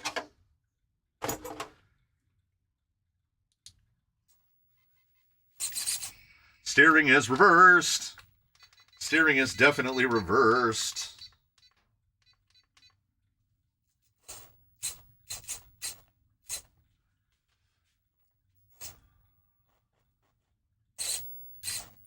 Yeah, that horn is definitely a little bit off center. Yeah, we're definitely gonna have to put something on that rear cage. The rear cage is a little blank, and it has mounts for I guess real lights. That looks very much like a face. He's even got like a little Fu Manchu. He's got a little face there. We'll figure something out. It needs something back here. Something. I don't know. We'll burn that bridge when we cross it. What tires are on that? Louise Champs, a.k.a. Deepwoods. Interchangeable. Sub-trim this out a little bit. Probably help if it was facing towards me so I could see it. I should have gotten another fancy battery strap and nope, that was the right way. And strap the battery down.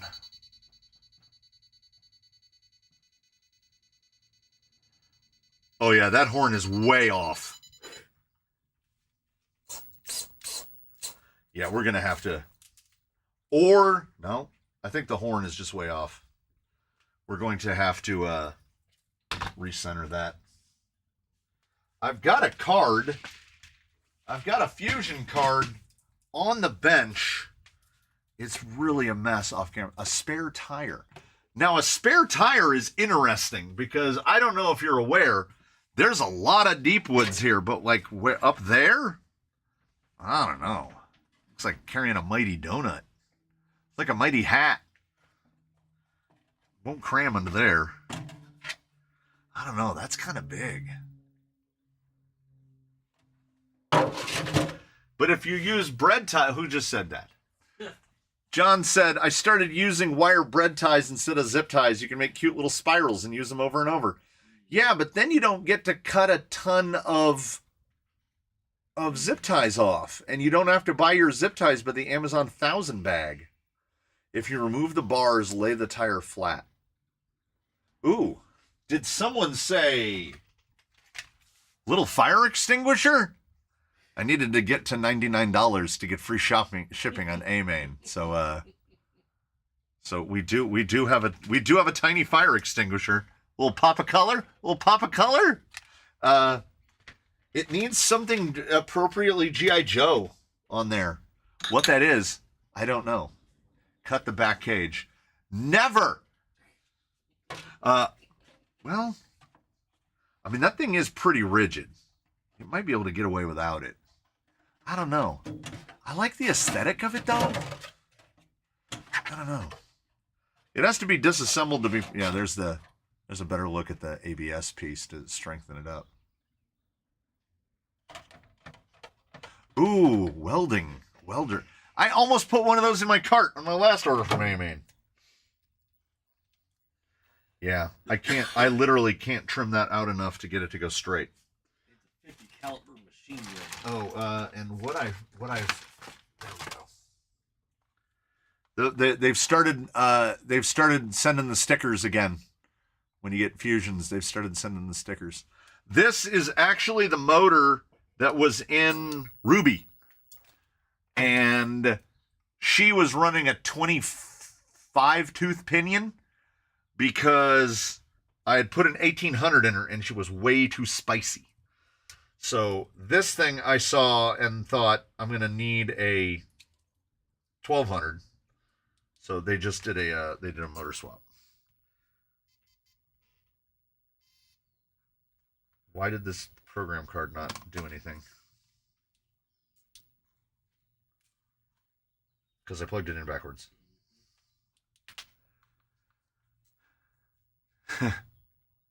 Ammo cans and machine guns. I'm all about ammo cans and machine guns. 3S, 3 is 3, 4 is 5 is motor rotation value. Okay. I had to reverse hers as well. So 7.4, drag brake at 5, drag brake rate at 5, max reverse force at 75. Yeah, we can get away with 75% on a 1200. Okay. Rough. All right. Tuck this back in the wires here. All right. Wouldn't be a thing if we didn't do the thing.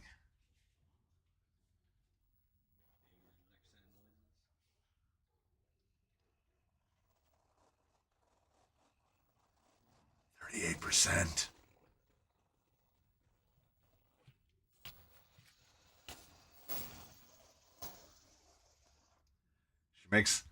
She makes noises.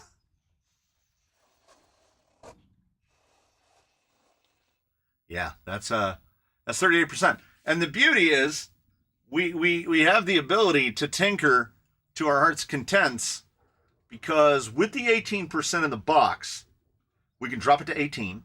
I'm usually pretty happy with 18. But having driven a couple of VRDs now, a Whittle missile. Oh, dang it. I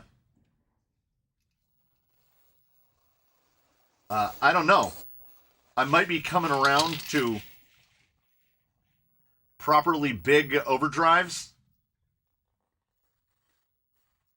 And see, this is what I'm talking about. A lot of people will go straight to a pro. Hey peeps on the 404 chat. How does one go about chatting on there? Did you not get Miata Commuter? Did you not get an email from Erwin? I gave him away. I gave your email address to him because he was asking about how to get you into the 404 chat. So I don't know. You guys gotta meet in the middle. A gun and a spare gun. Speaking of VRDs, how is the VRD of the last live stream going? I don't remember where we left. Oh, was he not here? Was he not here? No, he was here. Oh, yeah, that is the VRD. I knocked the body off when I got batteries out. This is the VRD from the last live stream. VRD. Very, very cleanly wired, if I must say. I think I did okay. Yeah, that is the VRD. You can't ask me how the 404 chat works. I've never seen it. I don't know where it is. So I always feel weird. I feel like it would be the teacher hanging out after class. So this thing. Oh yeah, I'm so dumb. Excellent. That is the VRD.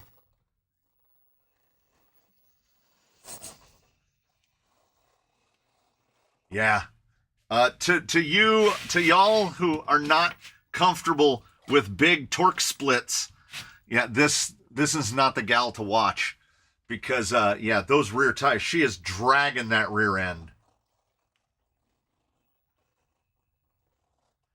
But we've got Irwin's Revolt inserts in there, super softs in the front, softs in the rear. We've got some catastrophically heavy axles, which should offset the weight of that body because the front of the cab is very light, but the back part is not super light. So I am going to cut this up. We're gonna get it back right about there, which means I got to trim the nose of it out a little bit, and then I'll get to push the bumper all the way back. I think the bumper is all the way forward. It's all the way forward or close to all the way forward. We can move the bumper much further back without having to cut the rails, I don't think. Worst case scenario, I nip the fronts off of the rails. But yeah, I'm going to have it sit right about there. And it is honestly 15 millimeters maybe, which is good. Because if it was less than that, it would be very difficult to space the body back. I am probably going to have to generate my own slider attachment so that we can get sliders on here because I just don't think these are going to cooperate with what we've got going. Bob the bed. We've already got an in poke. Also, this is, yeah, if you want to get something narrow, you're gonna want to get something different narrow. Just get one of those cliffhangers.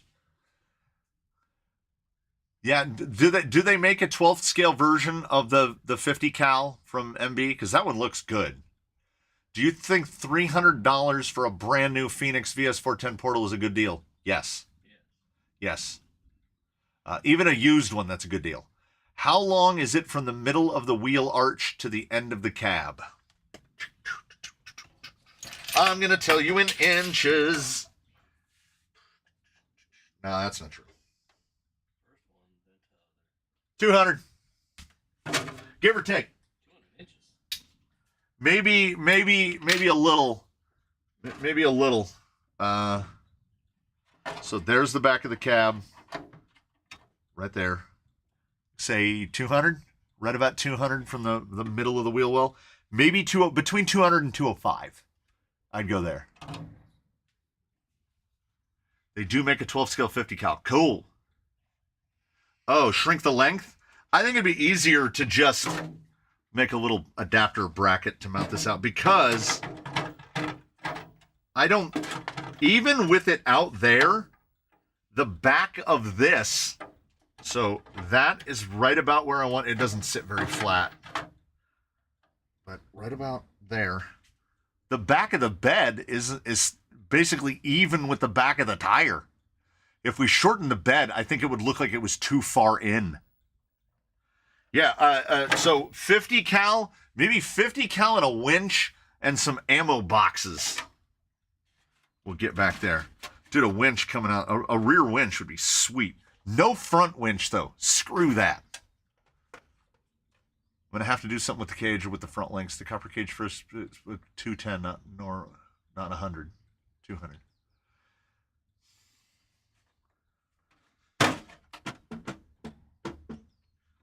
Yeah, you'd have to 210. Well, that's just going to push the tire forward a little bit more. If you're not dead set on your links, you can just move your links forward a little bit and just push the tires forward a little, or pull them back. The VS410 was a display at a hobby shop and comes with everything except the transmitter. Oh no, yeah, get it, 100%. Yeah, get it for sure. Yeah, and then pick up the radio of your choice, and you're good to go. Absolutely good to go. Yeah, rear winch. Oh no, it doesn't even have to be a real one. I don't use winches, so it can be whatever. It's just less wiring if I don't have to wire up a winch. So I have a couple days to get the other parts sorted out. To get the rear bracket to mount the body. Got to trim the body up a little more. Got to move the bumper back. Tray for the battery. I think I'm just going to rock the element shafts. They feel pretty much fine. Oh yeah. Remember the gravelly noise?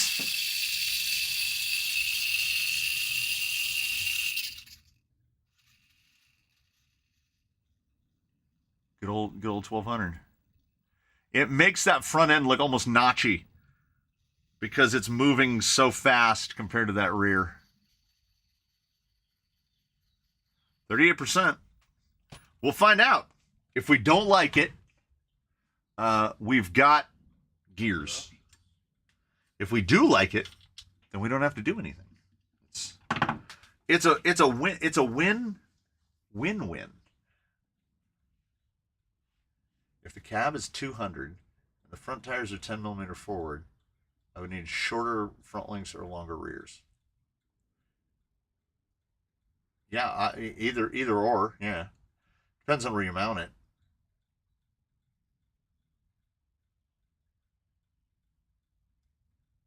Because, we don't even know. Should be in the 313 area, I think. It is 313. It's 313 dead. And, honestly, that link angle, I've got to put a little bit of a twizzle on that one. It's, I think when I went to turn the other one, it put a little too much tweak on it. All the links look pretty good. That's way more rear flex than I was anticipating. We've got 4.5 inches, 115 for the rest of you. Front should be a little bit less. Yeah, I would call it 110, 112. Couple millimeters less. And let's see if we are equal in the front because... Or do we have a panhard interference? Yeah, we've got a little bit more flex in the direction that you wouldn't expect. Usually, chassis side is going to interfere. It's going to hit the chassis. But yeah, we got the full 4.5 on this side before, and if we hold the rear down, we can go even past that. It's definitely more flex than I would have anticipated. Yeah, 4.5 on this side as well. About 115. The drive shaft angle is, not super optimized, but it's fine. It's fine. And that's at full droop, so we tend to be more kind of in this middle range here. That's not bad. It's not bad.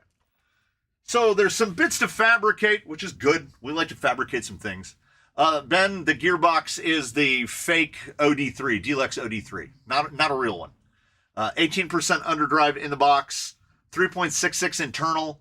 We're running a 14, so it's 1444, so that's 44 divided by 14, which is pi times 3.66. So that's 11.5 out of the box. And I think that's the front output ratio, though, because I don't remember what the rear output. Well, it's 18% less than that. Then the rear is running standard gearing, and I'm running 20% overdrive in the front. So the front is really cranking.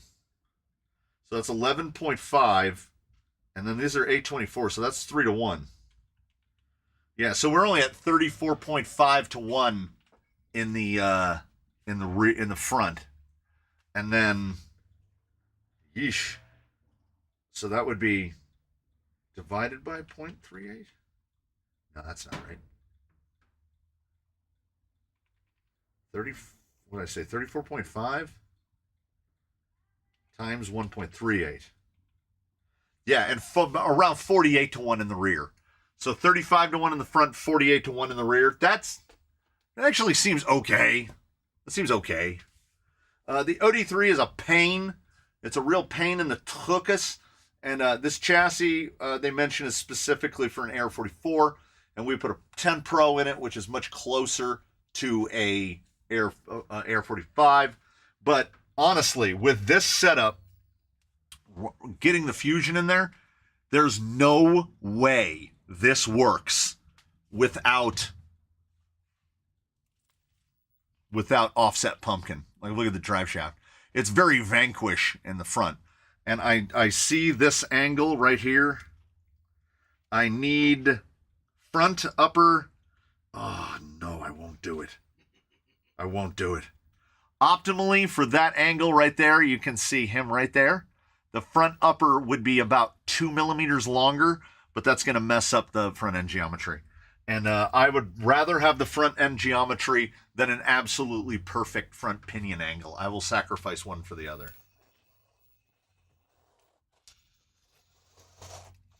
Yeah, it is really dragging the rear. 100%. So I will get those things cobbled together. Hopefully I can get some progress, at least photos of it, that I can throw in on the installment on Wednesday.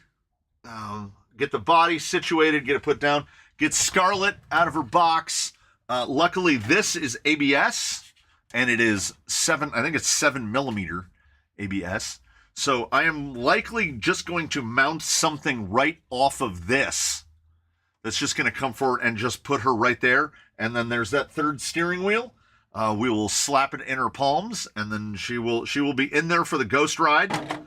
And we will get all of the little things that I didn't actively consider taken care of. Get the skirts sorted out. I want some. Although, will we?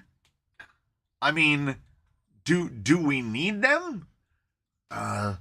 Just leave these little metal things on. It doesn't need chassis sides at all. It's running a Fusion, and we're going to run the battery right next to the servo, so it doesn't actually really need the sides for it.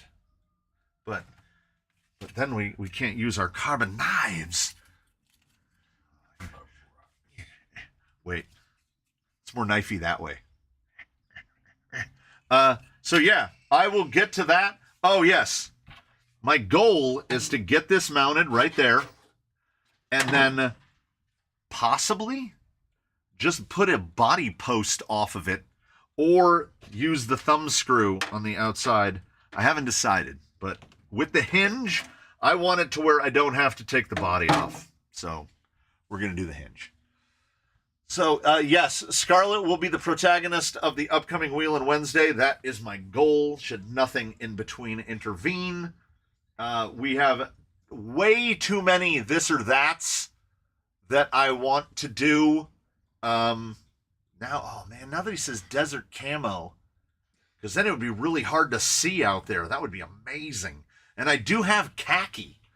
So, we get the desert camo on it. Make the Fusion in So we'll get that done. I have so many this or that's that I want to do. We've got to get the this or that. I don't know when it's going to come up, but for sure, make sure there's a clear spot on your schedule. We're going to, oh man, I got so many. I want to see Louise Champ versus Durtrax Deepwoods to find out if they are indeed the exact same tire. It might only take 5 minutes, but it'll be cool. I have a bunch of tires that I want to see side by side, head to head. As these gents are getting, these will be assembled. I'm waiting for the 18% gears for this because it comes with 6 and 12. So I'm going to assemble one. And like I say, Tomax, though Zaymont still has his, this one is going in Tomax, and we're going to do a this or that of an OD3 with 18% side by side with an Element Stealth X with 18%. And I will make every effort to gear them identically to see, because there has to be a CG difference. This is just taller and it's heavier. That little gearbox in there is actually pretty light, but it is an absolute pain in your entire tuchus to work on. Doing a motor or pinion change on this takes 30 seconds. I had to change both motors on these and it took 25 minutes. So it was done out of just, I'll go so far as to call it necessity.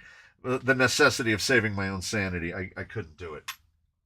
So we will see a great many things in the upcoming week, hopefully.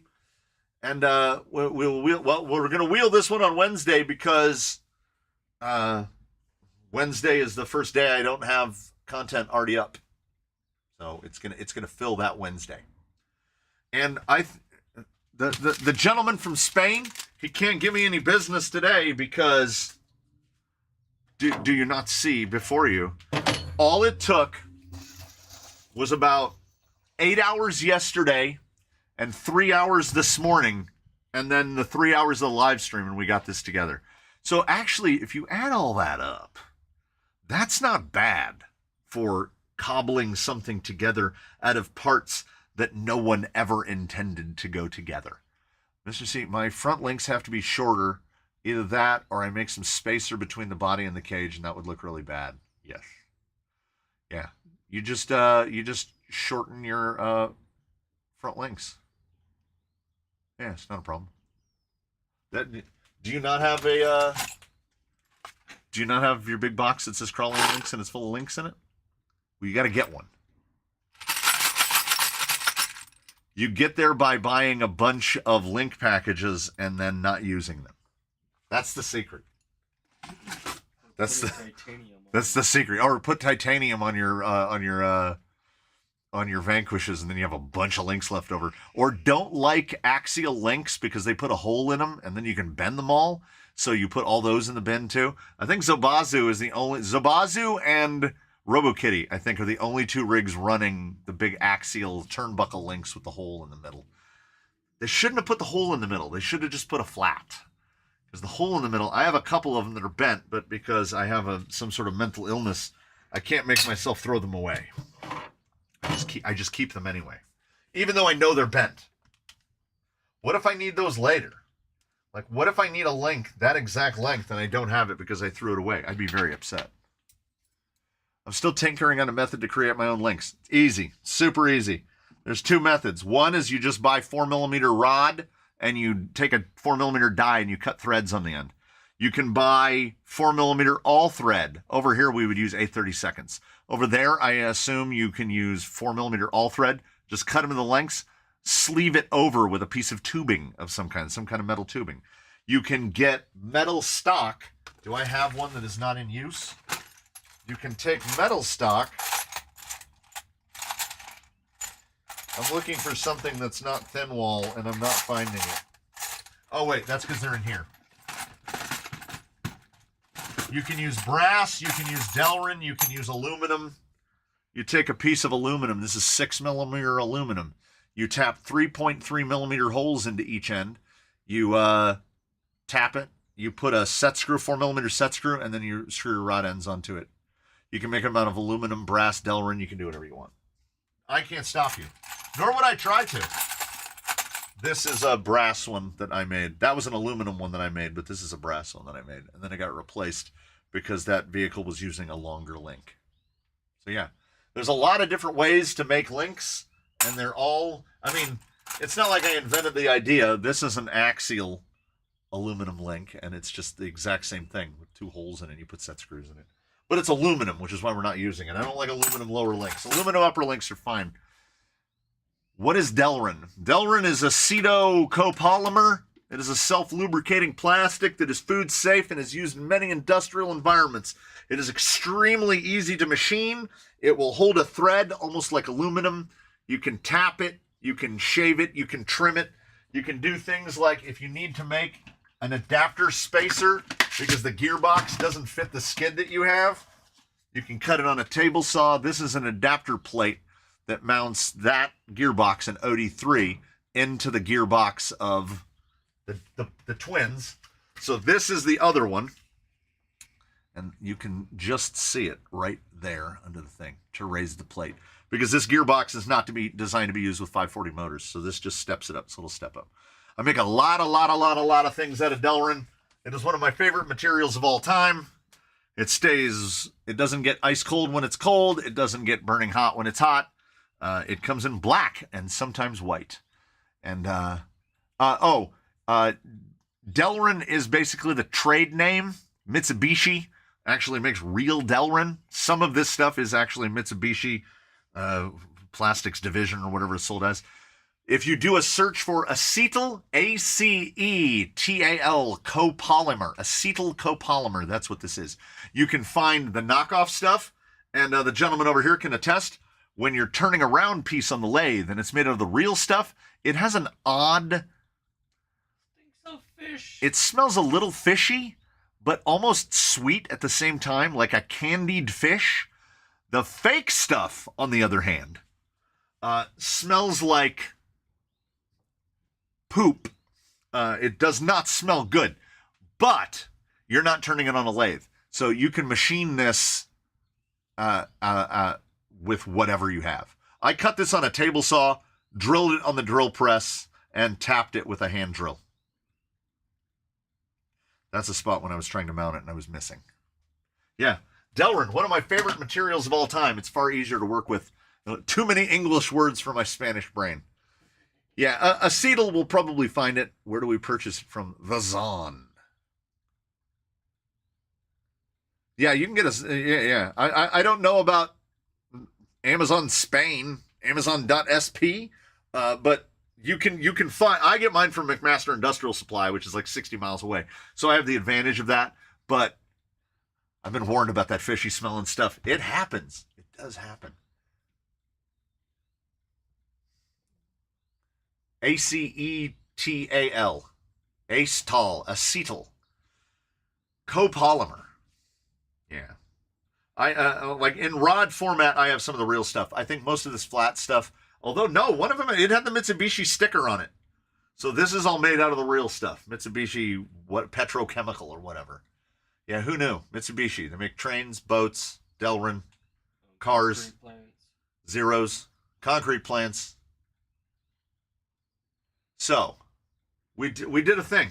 We did a thing. I've already run over. She told me I had until 3:30. It's 3:40. I can hear her somewhere simmering. So we have to stop the simmer before the pot boils over. Thank you, one and all. We got 94 of y'all. Acetyl copolymer, POM. We've got almost 100 of you in here waiting on the parts you sent me. Oh yeah. Like I said, probably about 10 days. Palm C. There you go. Then we will have to let you go. Yeah. We've all been warned. I warned you that she warned me very early on. So let's see if we'll go out on a bang and we'll see if we can. That nose is pretty far out. Maybe if I help, we can climb Susan. Just gotta clear the bumper. Yeah, it's the bumper. There we go. Yeah, I don't know. There might be something behind the 38% thing. It seems like a lot. I think I could pull this over. What?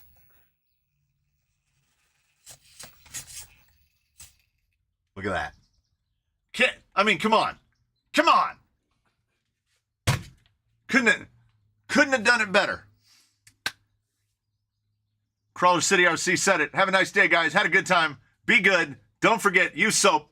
Tune in for whatever comes next. In between now and then, please want to do your very best. Have a good one, everybody. We'll see you in the next one. We're signing off here. The bench, you know what? Not that bad. It's been way worse. Thank you all for hanging out with us. Enjoy the weekend. Content all weekend. Watch some vidges. And I will see you in the comments and elsewhere. And then next week, I will see you again, hopefully. 161 drop frames out of 405,000. You recommended the VP410 or the Falcon from Canada. I'm loving it. Heck yeah. How to find rocks in South Alabama. We give the part in one of these. We didn't do it. We didn't do one bubble. There's the bubble. Thanks, everybody. We're gonna see you next time from the canyon. We did a thing. And then soon we will find out if she can do the thing. All together. And then I'm gonna click the little button and it says right here.